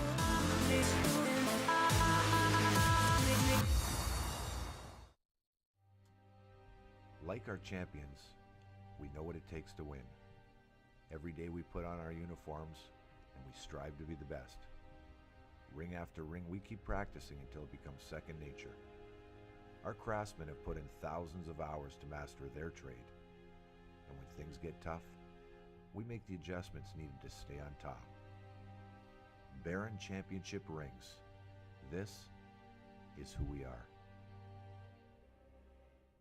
Before we talk to Ryan Waters, we welcome you back first and foremost. I'm now joined by the head coach for the GTA Grizzlies. That's Mike Leonard. And Mike, a big deficit to cover up here. What were some of the mistakes that were down the line? You know what? I think we're just not playing our football. It's nothing we haven't planned for this game, nothing we haven't schemed for. We're just missing tackles and you know, not fundamentally playing football. Well, the first half, I think it comes down to discipline because there were some calls that could have been made, but you know there haven't. But that's the way the game goes. How important is discipline for this GTA Grizzly squad?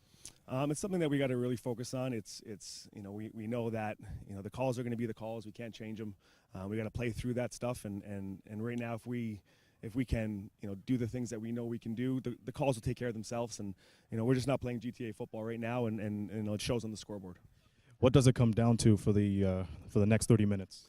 I think the next 30 minutes is going to be, you know, all about us, you know, getting some pride back. We need to start, you know, tackling, making plays, catching footballs, doing all the little things that we know we can do well. And then, you know, whatever happens at the end of the game, so be it. But we just got to get back to playing some sound, disciplined football. Best of luck to you, Coach, in the second half. That was Mike Leonard. That was the coach of the GTA Grizzlies. We'll have Ryan Waters in just a moment, right here on WeTV.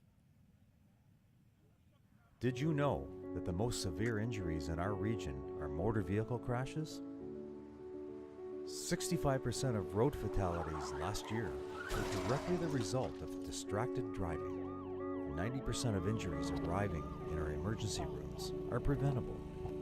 Our message to you this summer is, put down the phone. Just drive.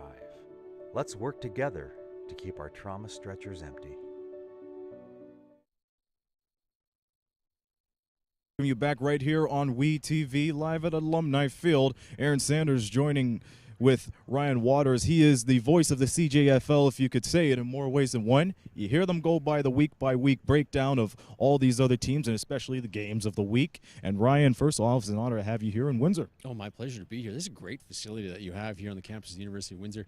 Alumni Field, and I've been to a lot of CJFL fields. This is one of the best facilities. And this is one of the historical fields, like more than 10 years old. A lot of football and soccer teams play out, so it's a good venue for the Fratmen. My first question is this. What is it like breaking it down for the CJFL? A vast knowledge of the league and all those teams. What is it like for you? First of all, it's fun. And I think that's anything you do has to be fun. But it's really cool to find out who these players are and to be able to access coaches and players across the country to find out who they are, what their prep is. And first and foremost, like I said, it's fun and it's quite an honor and a pleasure to be part of the CJFL and to learn so much about junior football and these guys that are around here. And most people tend to forget about all the stories that go behind the gridiron. It's either the emotional or the inspirational stories. For you, what is the thought process like when it comes to bringing up these stories and maybe hyping it up for what could be the games of the week? Well, for the games of the week, it's usually a location thing. If teams, there's a rivalry there, or come playoff time, if the records are good, who's fighting for first place, who's fighting to get in the playoffs, that kind of thing. But to look at the players and profile the players, really you just have to ask. A lot of these guys haven't really been asked what's one thing people don't know about you or what's your hobbies outside of football, because I think that's what the fans want to see and they want to hear. They want to take the helmet off and the pads off and they want to get to know the player, why they're playing football and why they're a quarterback or a defensive lineman or a linebacker, that kind of thing. So once you ask the player and then they open up, it's really cool the stories that you find out. One of the Windsor players had 6 fingers when he was born. That, to me, that's amazing. So I think for the most part, when you ask a player and you find out that kind of information, they're happy to tell you, and it's a lot of fun. And when there's team success, there's also individual success. So we bring up the future because probably 5 or 6 years down the road, we could probably see them in professional play, either CFL or NFL. How important is it to have that type of credibility and popularity now, knowing that social media is probably one of the reasons why they're getting up there? I think it's really important. And to get a guy in front of a camera to find out his stories before he gets to university or the pros is just something where you can take to your heart and say, we knew him before he got there. So I think it's very important to at least experience these guys in front of the camera. And they really have to go back to their roots when they do make it to professional play, because a lot of potential. Ryan, thank you for your time. We appreciate it. My pleasure. Thanks for having me. All right, that's Ryan Waters, the voice of the CJFL, if I do say so myself. Stick around. Don will call the second half when we return right after this. You're watching Fratmen Football on WeTV. I learn by doing. I learn by reacting to a situation. St. Clair puts me directly into my industry. I'm dealing with real patients, real life situations. It's not just theory. It's not book work anymore. I choose to take control of my future, and my path is St. Clair College.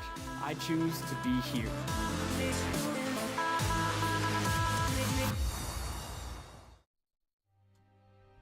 Like our champions, we know what it takes to win.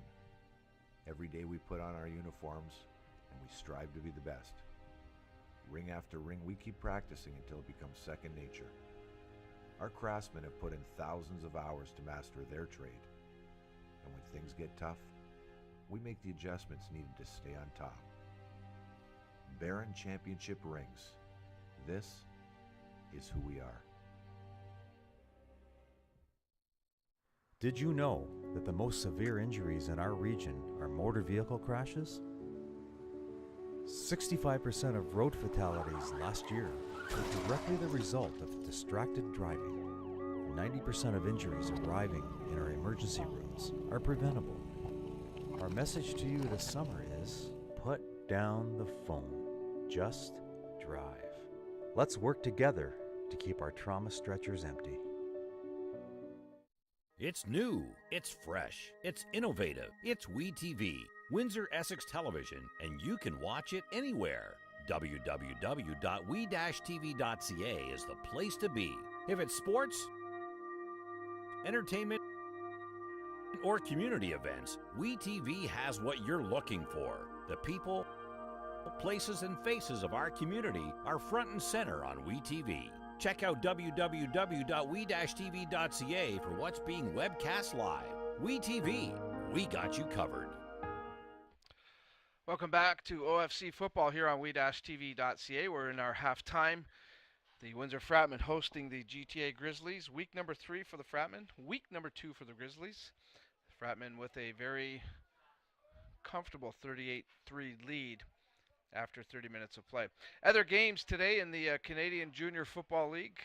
Tonight in Saskatoon, the Ottawa Sooners travel out west to take on the always very good Saskatoon Hilltops. And the Niagara Regional Raiders will be on the road to take on the London Beefeaters. That's a 7:30 start. And tomorrow in Hamilton, the Hurricanes, the defending OFC champions, will take on the Regina Thunder. That's a noon kickoff there. So again, some good interleague play in the Canadian Junior Football League this weekend. The remaining schedule for the Fratmen, boy, does it ever take a turn after this weekend. 4 consecutive road games after the first 3 home games this week will conclude. The Ottawa Sooners will be up next for the Fratmen in the nation's capital. The London Beefeaters on the 9th. The 16th, the Hamilton Hurricanes, a rematch of last year's OFC final. Really unfortunate that we don't get to see Ottawa and Hamilton here this year. The Regional Raiders will be the final road game for the Fratmen, and then they'll close it out on October 7th. The London Beefeaters will be here to take on the Fratmen. So still a lot of football left for the Fratmen. They're looking to improve their record here to 2-1 before hitting a very tough road schedule as the UFC football season continues on. And certainly with WeTV's certainly glad to be a partner with the Windsor Fratmen football squad as the exclusive broadcaster for the Fratmen team. Again, we want to thank our presenting partner, of course, as always, every year, Harold Remark from Royal LePage Binder Real Estate, independently owned, operated brokerage. Harold, a very generous supporter of Fratmen football, a lot of other sports entities as well. For all of your real estate needs or questions, don't be afraid to contact Harold Remark as we get the halftime assignments here. You can see again Chris Glover in the white t-shirt, the honorary captain of the Fratmen here today, taking in the game. Good to see Chris here again at the field, that's for sure.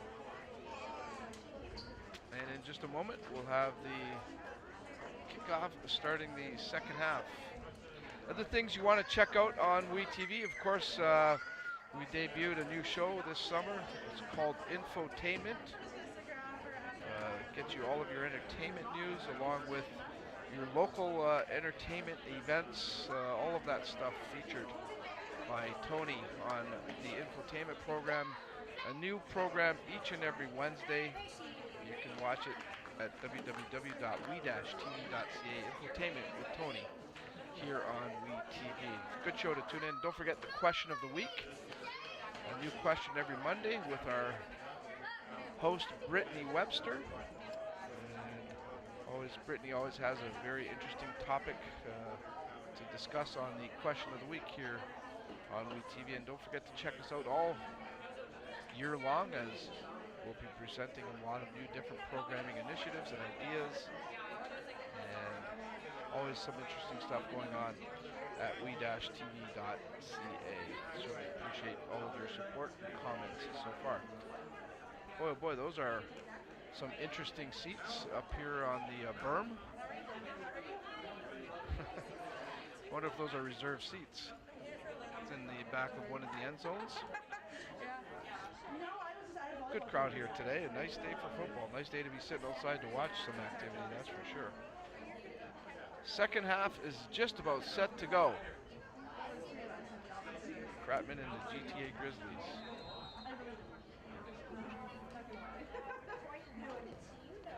Short kick this time. This is going to be Love turning it upfield for the Grizzlies. Fights off a tackle. Then is wrapped up by a couple of Fratmen players. Good job though. He gets it out to about the 34-yard line. 1st and 10 for the Grizzlies there. Up to the 34-yard line. First down, GTA.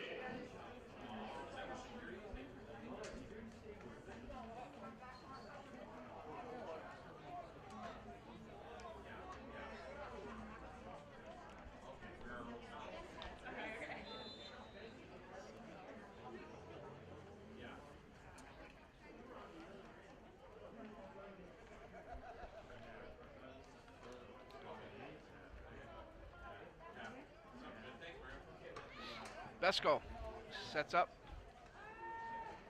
He rolls right, trying to buy some time. Being chased down by the Fratmen, and he alertly throws that pass out of bounds. And nowhere to go with that one. Once again, the Fratmen defense have really been able to get into that backfield with a lot of pressure.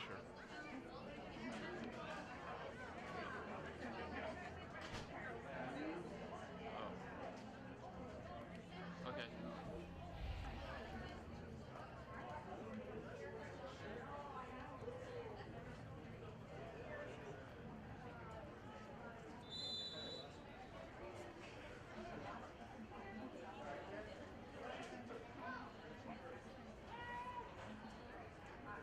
Besko looking downfield, almost intercepted. Jalen Butcher almost got to that ball. He's shaken up a little bit. Aiden Seal was the intended receiver for the Grizzlies, number 17. Look at it here. Again, you can see Besko is always under pressure when throwing that ball.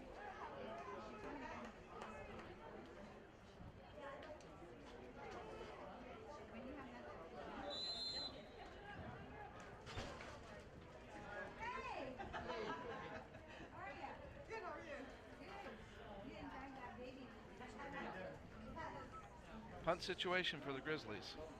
And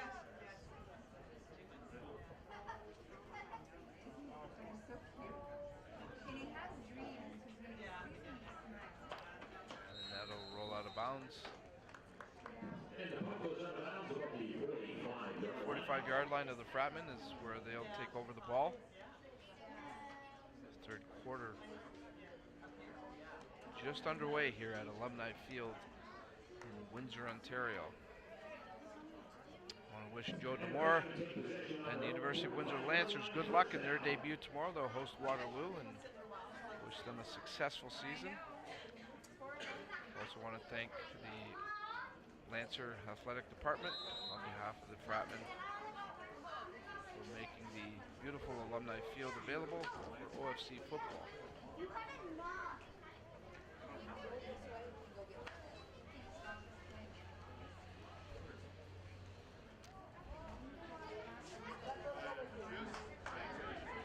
Brandon Riem has the offense set up.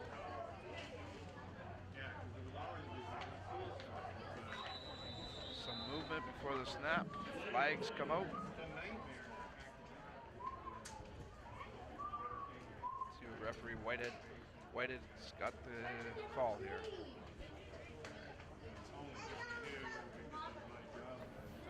Offside. AKO. Repeat it out.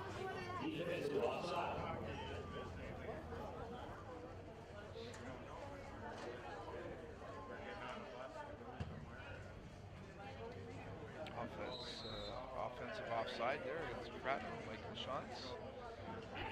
Shaking his head a little bit.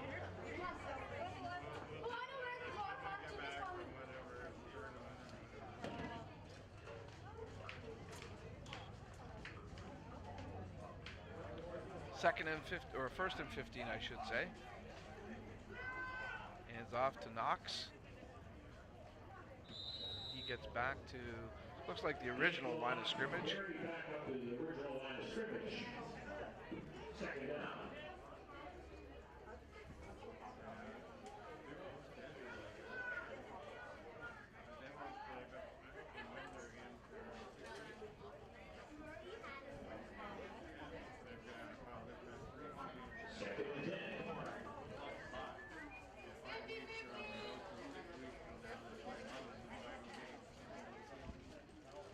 Big year for the Ontario Football Conference, as they will host the Canadian Bowl later on this season.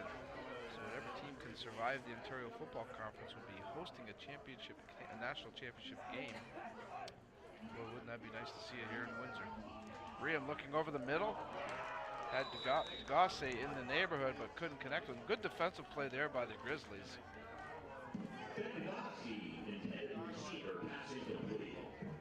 Take a look at it. Good coverage here. Riem Nice zip on the ball. But nice defensive play there. That was by number 5, Joseph Lawrence, the Grizzly defensive back. That brings up third down and Andrew Beaton. Third down, and Andrew Beaton comes into the game for the Fratmen.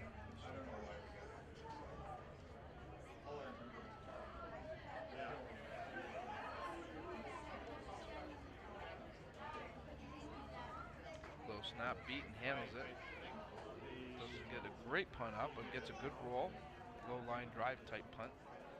And Devon Love gets it back to about the 34-yard line for the Grizzlies.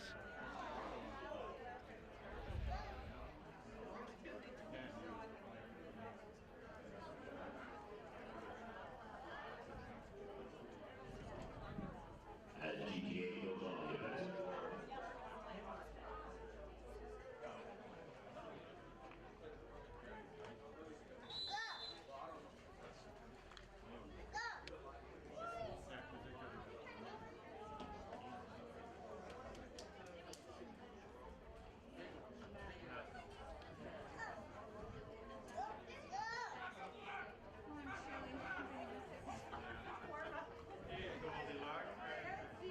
There's a flag on the play.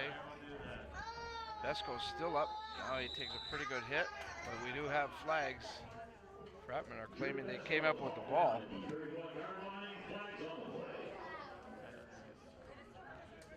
Another look at that play. Besco again chased out of the pocket. Hasn't had much time back there. Offside. AKO. Repeat the down.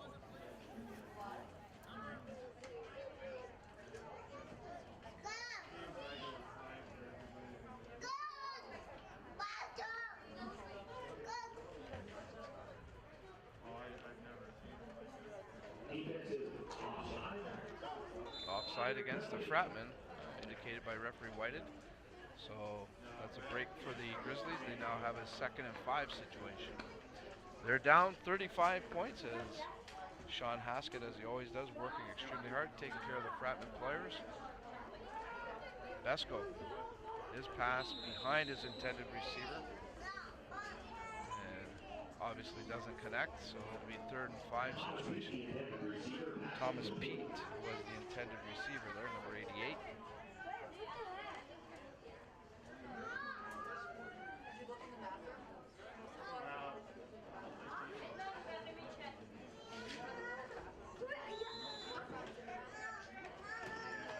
Actually, that was a 1st and 5 situation after the call. The 2nd and 5, I apologize.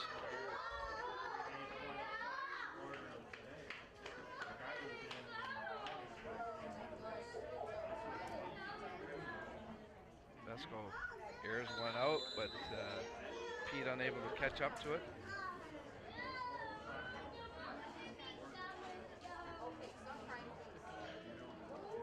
Now it is a 3rd and 5 situation.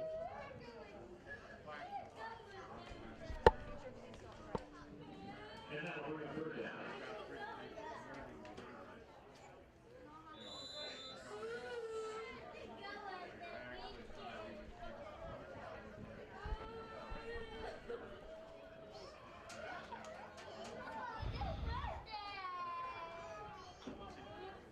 Campbell Fair has had several punts today. Very busy. Back deep for the Fratmen, number 27, Brandon McCraney, and also number 3, Ishmael Johnson.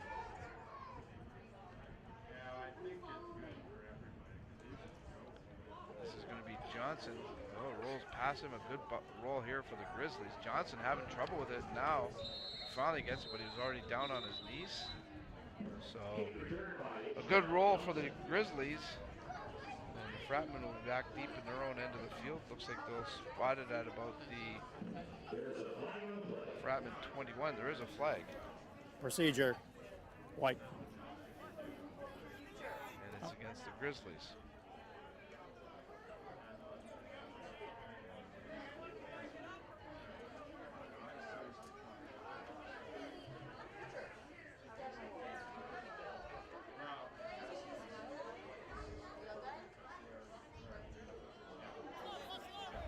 Procedure. As we take a look. White. On a re-kick. Third down. Marcus Ware, number 50. Bulking player for the Fratmen.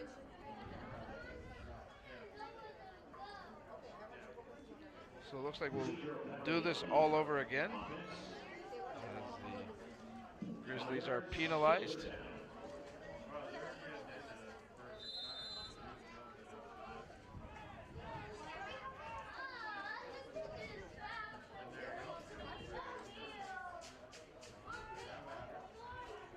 This time this punt doesn't go as well.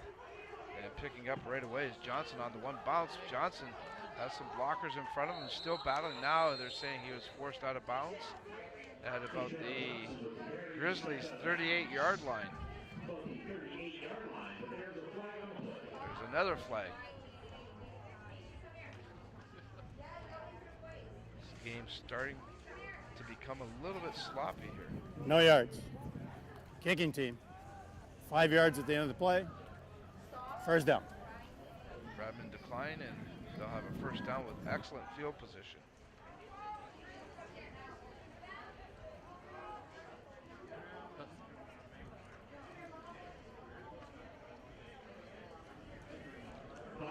Five-yard penalty, so Fratmen with first and 10 at the Grizzlies' 33.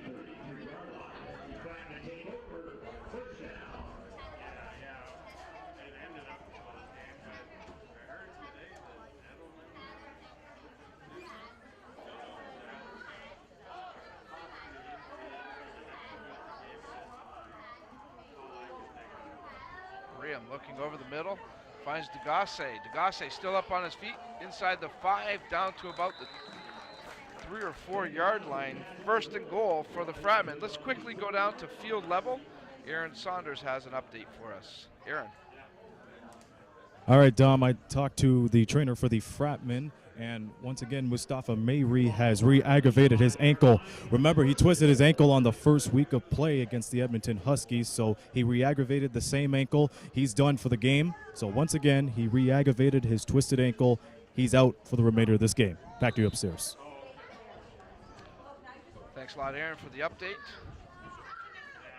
Fratmen now with first and goal, looking to increase their lead here.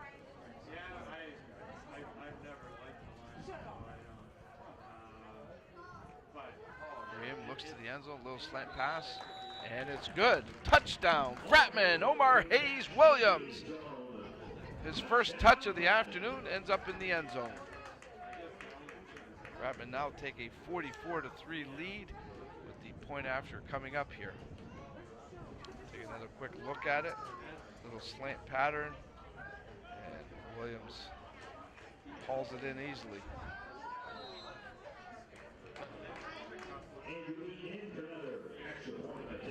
Beaton has been good so far today. And he's good again. As he's 6 for 6.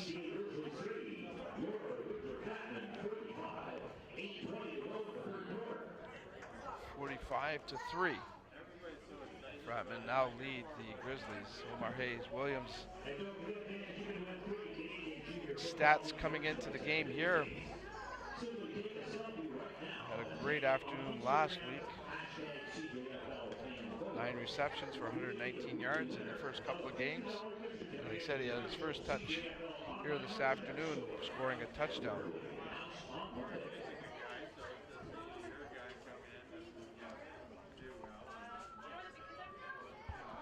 So the Fratmen very much in control of this game with about a quarter and a half to go. It would be a pretty miraculous comeback if the Grizzlies were able to get back into this one, down 42. Breeze has picked up here a little bit as that ball comes off the tee.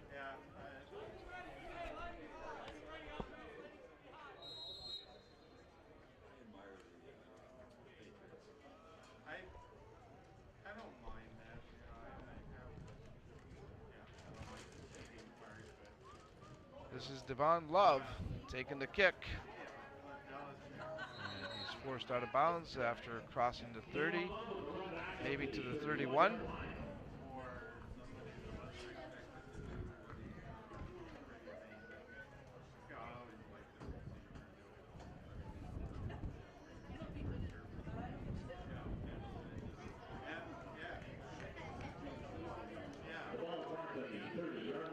As time starts to run off now.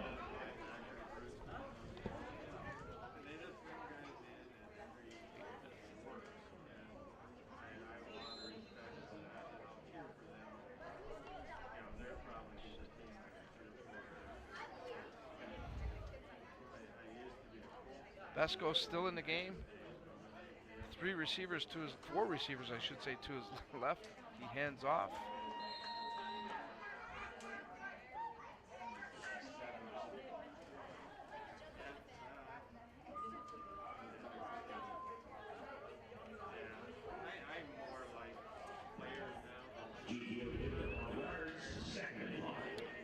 Second and 5 as they give the Grizzlies 5 with that first play. Actually, it does look like we have a new quarterback in the game for GTA. Parsa Afshar is the quarterback, number 12, Parsa Afshar. He hands off and no fooling the Fratmen there.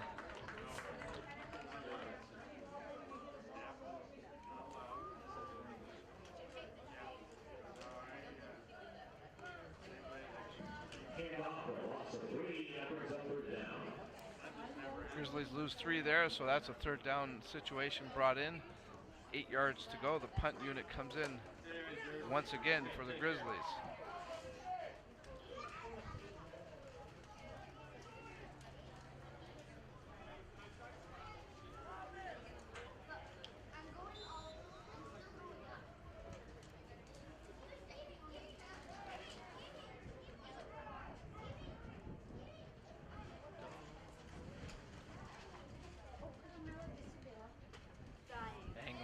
Left this time.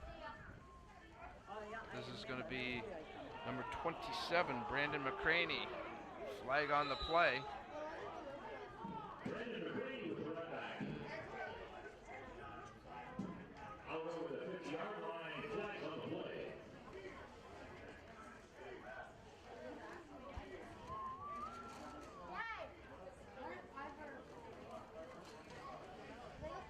Hit from behind is the call indicated by referee Whited.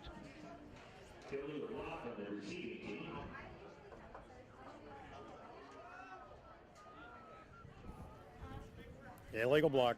On a return, black. It's going to be first down.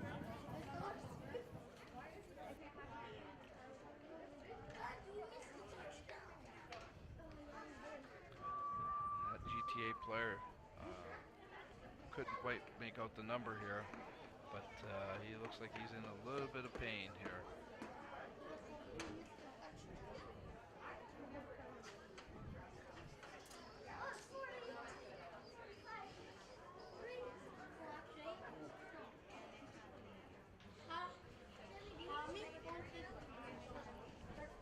Fratmen bench, again looking very comfortable. I'm sure we'll see Coach LaChance start utilizing the entire bench with a comfortable 42-point lead.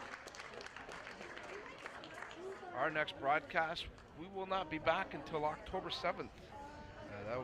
That's when the Fratmen will return back. They'll take on the London Beefeaters. Right now that game's scheduled for 1 o'clock here at the University of Windsor Alumni Field. You can follow all the Fratmen news though on their website, or also you can follow all the Fratmen news on the WeTV website as we update it regularly as we continue to work as partners with the Fratmen football squad.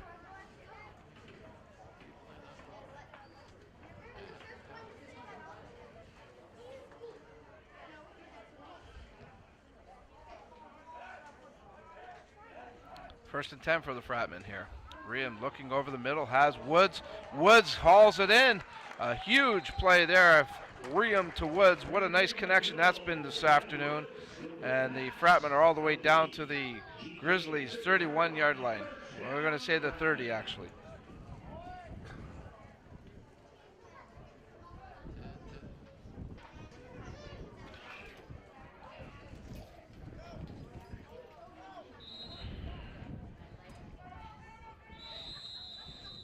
Hearing timeout on the field.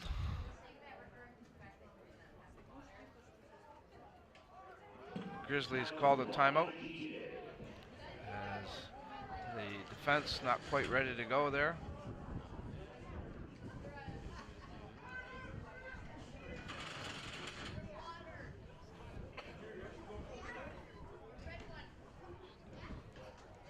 Fratmen well in control of this game. Pretty much from the get-go, they came out flying in that first quarter. Second quarter was a little bit sloppy, and now here in the third quarter, Fratmen looking to put some more points up on the board here.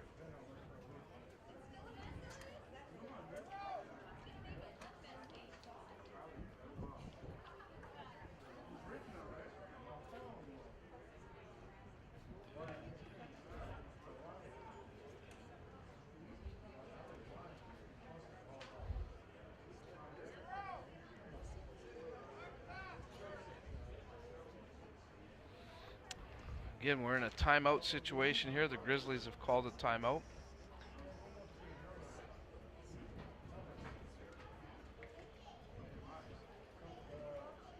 You can see 4:22 remaining here in the third quarter.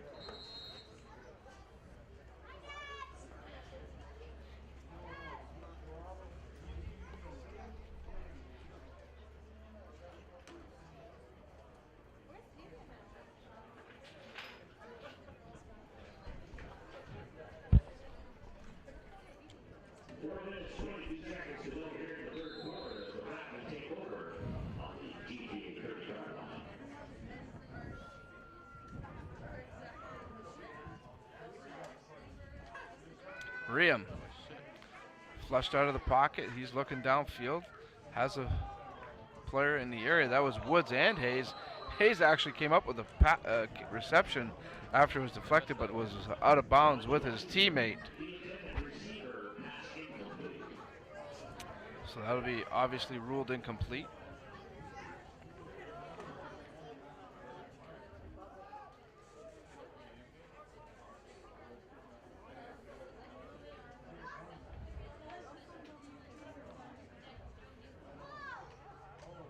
Second down and 10 now for the Fratmen as they're at the Grizzlies' 30-yard line.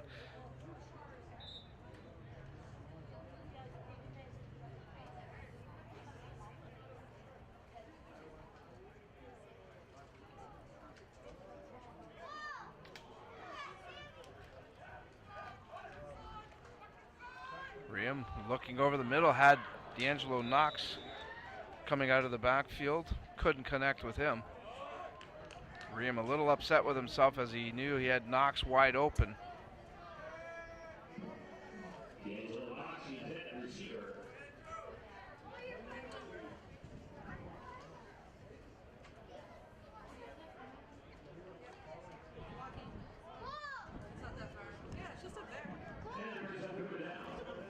Third down situation, Beaton comes into the game for the Fratmen. This will be his first field goal attempt of the afternoon. He's had 6 converts. He's been perfect on. This looks like they're going to spot the ball at about the 37-yard line. There's a little bit of a breeze going now. And let's see how Beaton does here. Low kick, not even near the height. Rolls into the end zone. As Beaton's unsuccessful, there's a flag on the play. Still up. This may go all the way back. Oh, Beaton gets a horse collar tackle going. Flags all over the place now as the Grizzly bench reacts.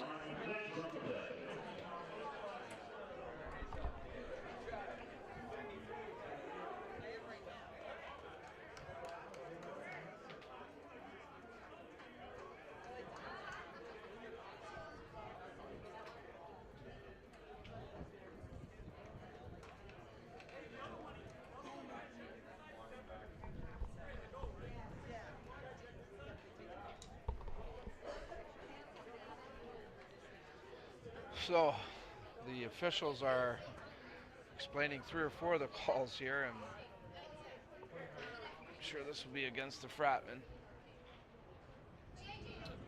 as flags were flying all over the place.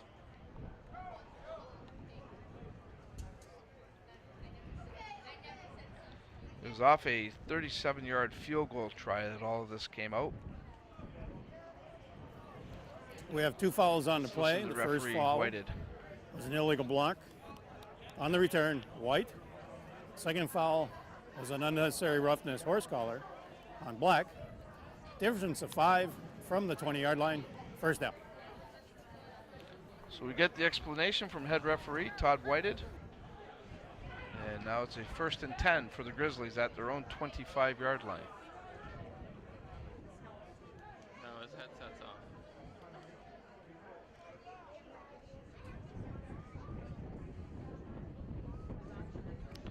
Back in the game at the quarterback position is Parsa Afshar for the Grizzlies. He's wearing number 12, replacing number 9, Drew Besko.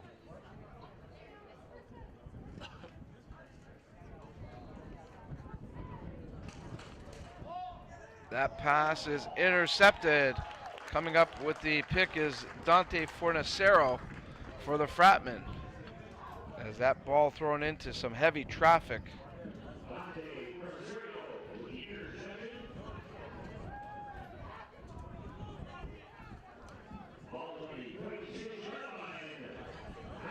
So the Fratmen take over at the Grizzlies' 46-yard line.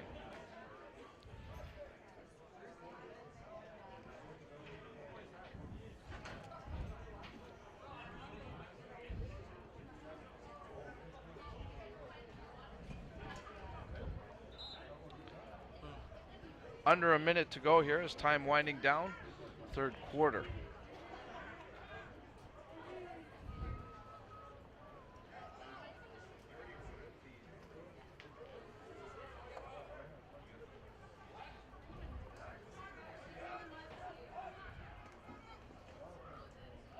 Williams pass. That does indeed find Marcus Cooper Williams. Touchdown as Williams uses Omar Hayes Williams for some assistance.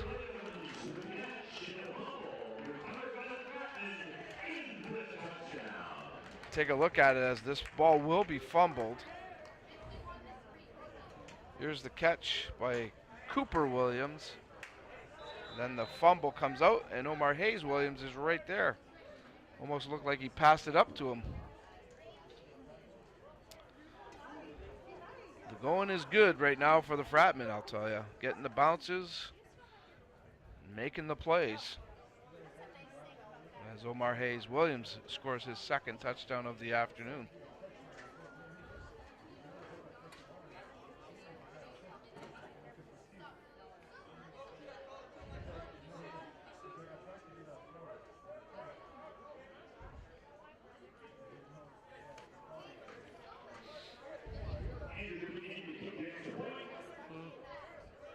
Beaton is in to kick the extra point.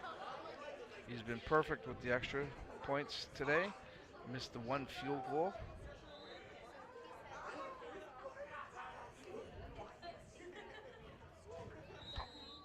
Kick is up and it's through. That'll make it the Fratmen 52. The GTA Grizzlies 3. 3 quarters is in the books as we take a look at the standings. The Fratmen will improve to 2-1. And the Grizzlies will fall to 0-2 here in the Ontario Football Conference. We're going to take a quick timeout. When we come back, we'll have the call of the 4th quarter. This is OFC Football on we-tv.ca. I learn by doing. I learn by reacting to a situation. St. Clair puts me directly into my industry. I'm dealing with real patients, real life situations. It's not just theory, it's not book work anymore. I choose to take control of my future, and my path is St. Clair College. I choose to be here.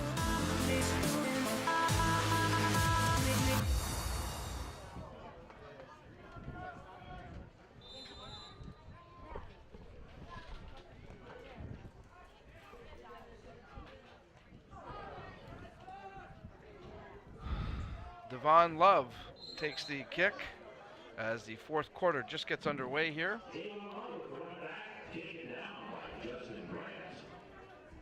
Justin Grant coming up with the tackle for the Fratmen. And I'm guessing we'll see Coach LaChance empty out his bench here with playing personnel. So he'll get to play some of the younger guys with a comfortable 49-point lead.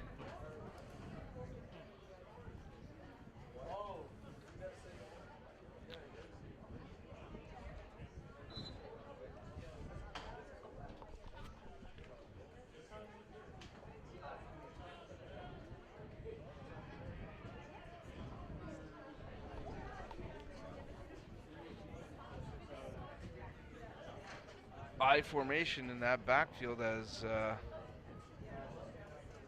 Parsa Afshan flushed out of the pocket. He tucks it under. He's out to the races, and Pren Dahanajay comes up with the tackle for the Fratmen. Let's quickly go down to field level. That's where we have Aaron Saunders. He has another injury report update. Aaron? All right, thank you, Dom. And remember when I said Mustafa Mayri is out for the rest of the game? So is DeMarcus Ware. He strained his hip. He will be out for the remainder of this game. Dom? Good stuff, Aaron. Thanks for that update. Aaron Sanders working hard on the sidelines for WeTV. 2nd and 2 as they give Afshar 8 with that last run. His pass was there, unable to handle it though. The intended receiver looks like, now can you tell me if that was a 20 or a 28? It looks like it was Brian Deans, number 28, the intended receiver there. 3rd and 2 for the Grizzlies. See what Mike Leonard decides to do here. He does send in the punter, Campbell Fair, who's been very busy taking care of punting duties. Sean Haskett doing his thing on the AKO sideline there, taping up number 44. That's Quentin Earhart. Where would the Fratmen be without Sean Haskett? Boy, I don't know. That one off to the side of the foot, off to the side of the sideline. A short punt. It goes out at the Grizzlies' 50-yard line. So the Fratmen again will start with excellent field position with this offensive series. They already have 52 on the board.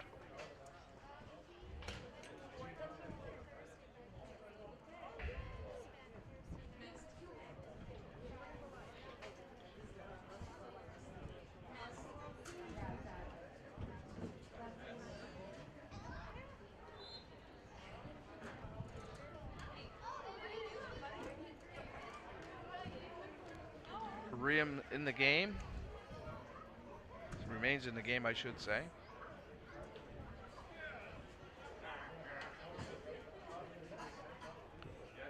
Dominic Damas, number 26, now in the backfield as a running back. Riem, play action, rolls out to the right. And they're calling that incomplete. The Grizzlies are saying it didn't hit the ground. We're going to get a little bit of a discussion here.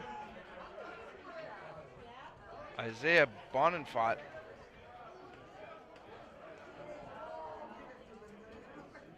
says he came up with it. Let's take a look here.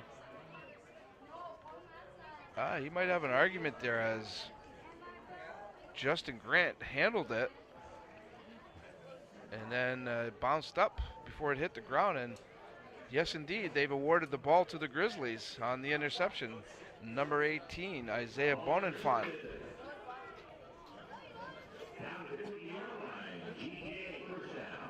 So they take over the ball on the fine interception.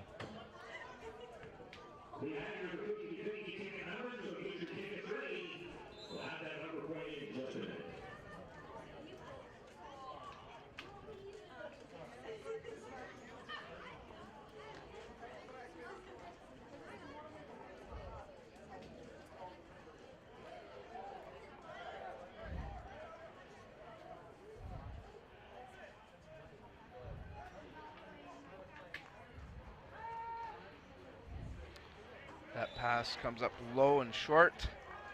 As again, feeling the pressure was the quarterback, Parsa Afshar. Fratmen really getting in there quickly.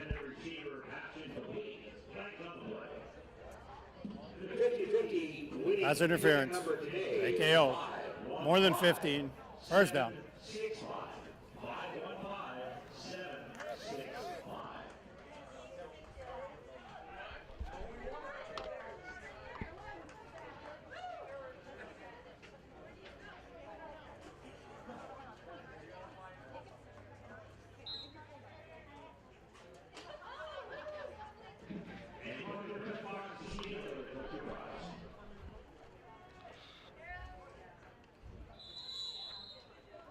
Again, that pass going short. Look at all the traffic in the backfield.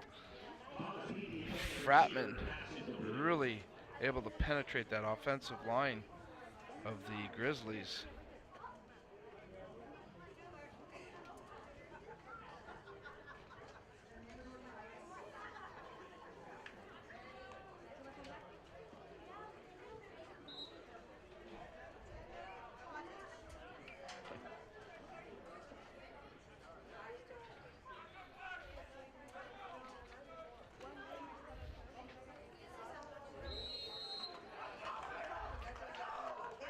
Again, the Fratmen all over the Grizzlies quarterback. He has no time back there at all. That time it looked like Isaiah Belanger, number 94, wrapping him up.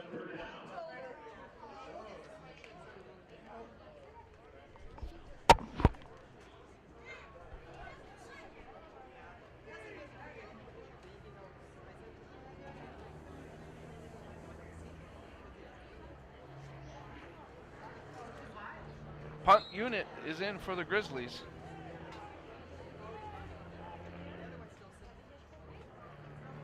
Campbell Fair again. A little bit of a short snap. Almost blocked, but he does get the kickoff.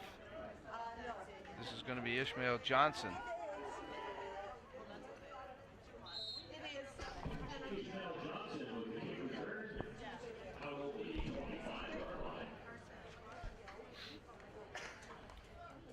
Fratmen take over the ball with 6:44 and counting down here at Alumni Field. Fratmen will now start setting their sights on the Ottawa Sooners. They'll travel up to the nation's capital next weekend, their first road game of the OFC schedule.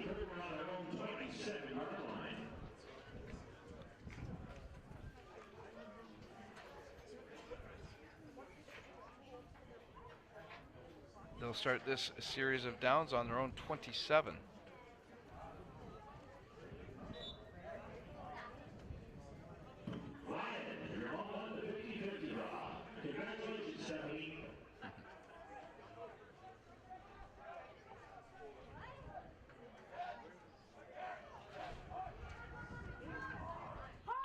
Quick handoff here to, that's number 85. Oh, Marcus Cooper Williams. Williams turning on the Jets, turns it all the way upfield, all the way into the Grizzlies territory to about the 44-yard line of GTA as he's run out of bounds finally. Take another look at this fine effort by Williams.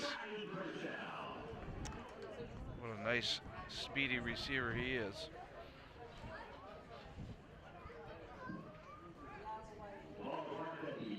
Now Williams takes a knee, Cooper Williams. He needs to come off.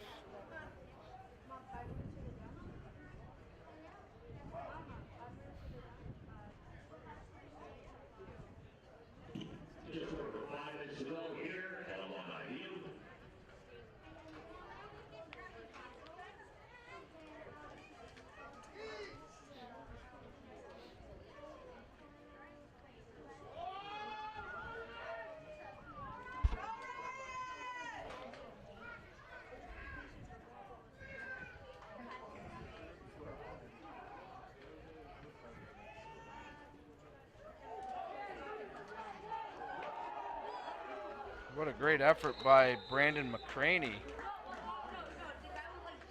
as he eludes a couple of tackles.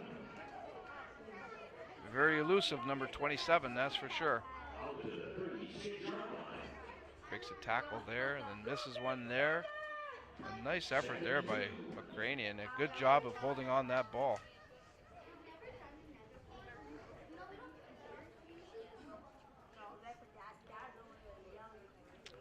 A pretty complete performance here this afternoon by the Fratmen.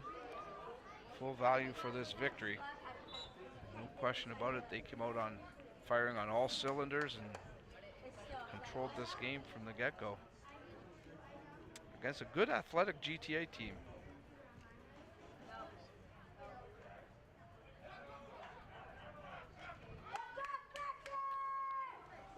First touch of the game for Abdullah Asfour, number 31, as he takes that handoff from Riam.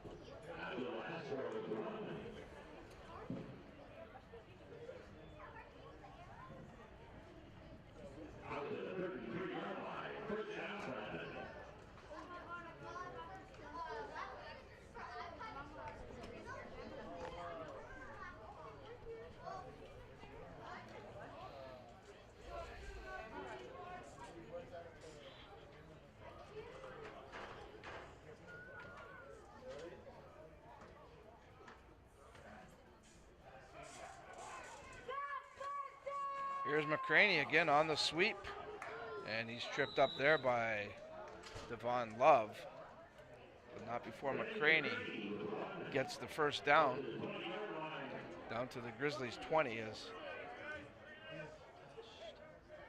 McCraney again showing some good speed. 3-minute warnings being issued.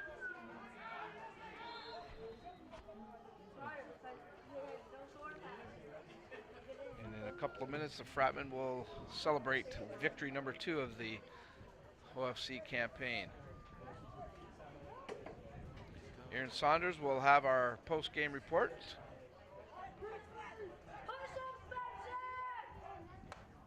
And we'll wrap things up here from Alumni Field shortly after that.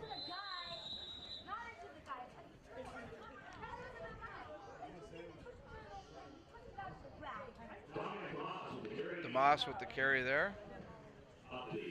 Picks up maybe 3 yards there. 2nd and 7, we'll call it. Second down.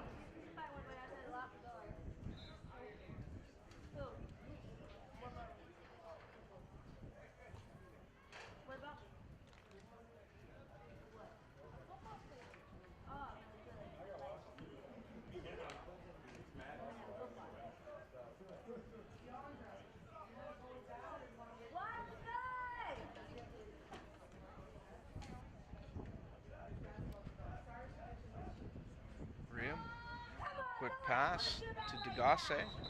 He's down on a knee, so they call him down.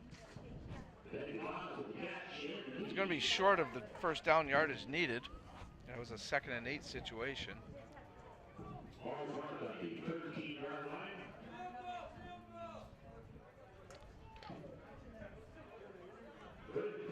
Third and 3, they're going to send the field goal unit in. Give Beaton another crack at this.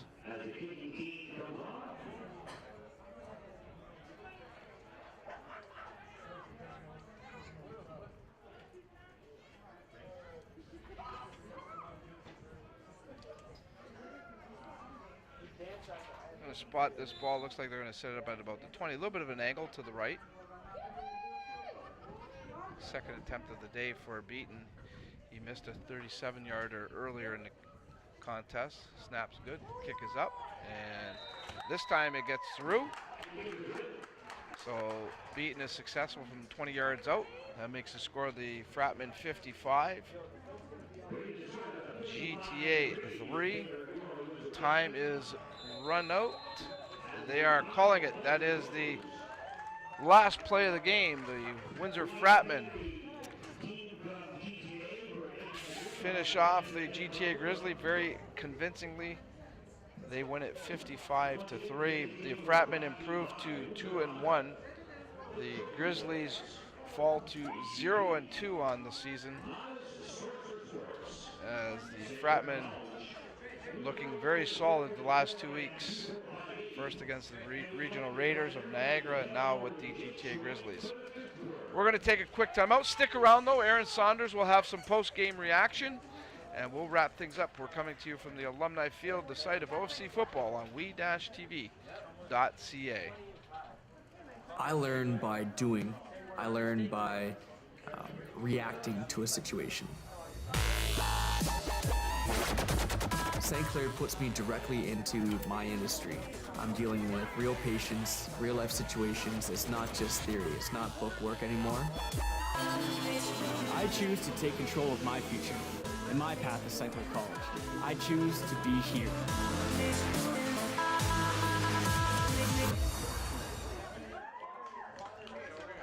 Like our champions, we know what it takes to win. Every day we put on our uniforms and we strive to be the best. Ring after ring, we keep practicing until it becomes second nature. Our craftsmen have put in thousands of hours to master their trade. When things get tough, we make the adjustments needed to stay on top. Bearing championship rings. This is who we are. Did you know that the most severe injuries in our region are motor vehicle crashes? 65% of road fatalities last year were directly the result of distracted driving. 90% of injuries arriving in our emergency rooms are preventable. Our message to you this summer is, put down the phone. Just drive. Let's work together to keep our trauma stretchers empty. It's new, it's fresh, it's innovative, it's WeTV, Windsor Essex Television, and you can watch it anywhere. www.we-tv.ca is the place to be. If it's sports, entertainment, or community events, WeTV has what you're looking for. The people, places, and faces of our community are front and center on WeTV. Check out www.we-tv.ca for what's being webcast live. WeTV, we got you covered. I learn by doing. I learn by reacting to a situation. St. Clair puts me directly into my industry. I'm dealing with real patients, real life situations. It's not just theory. It's not book work anymore. I choose to take control of my future, and my path is St. Clair College. I choose to be here.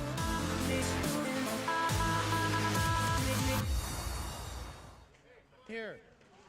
55-3 is the final as the Windsor Fratmen topple over the GTA Grizzlies. I'm here once again with one of the assistant coaches for the Fratmen, Mike Morency, and back-to-back convincing victories. But what stood out to you when it came all to this? Well, I think we established ourselves on the ground today, ran the ball really well early, kind of imposed our will on them. And I think that's a good thing for us.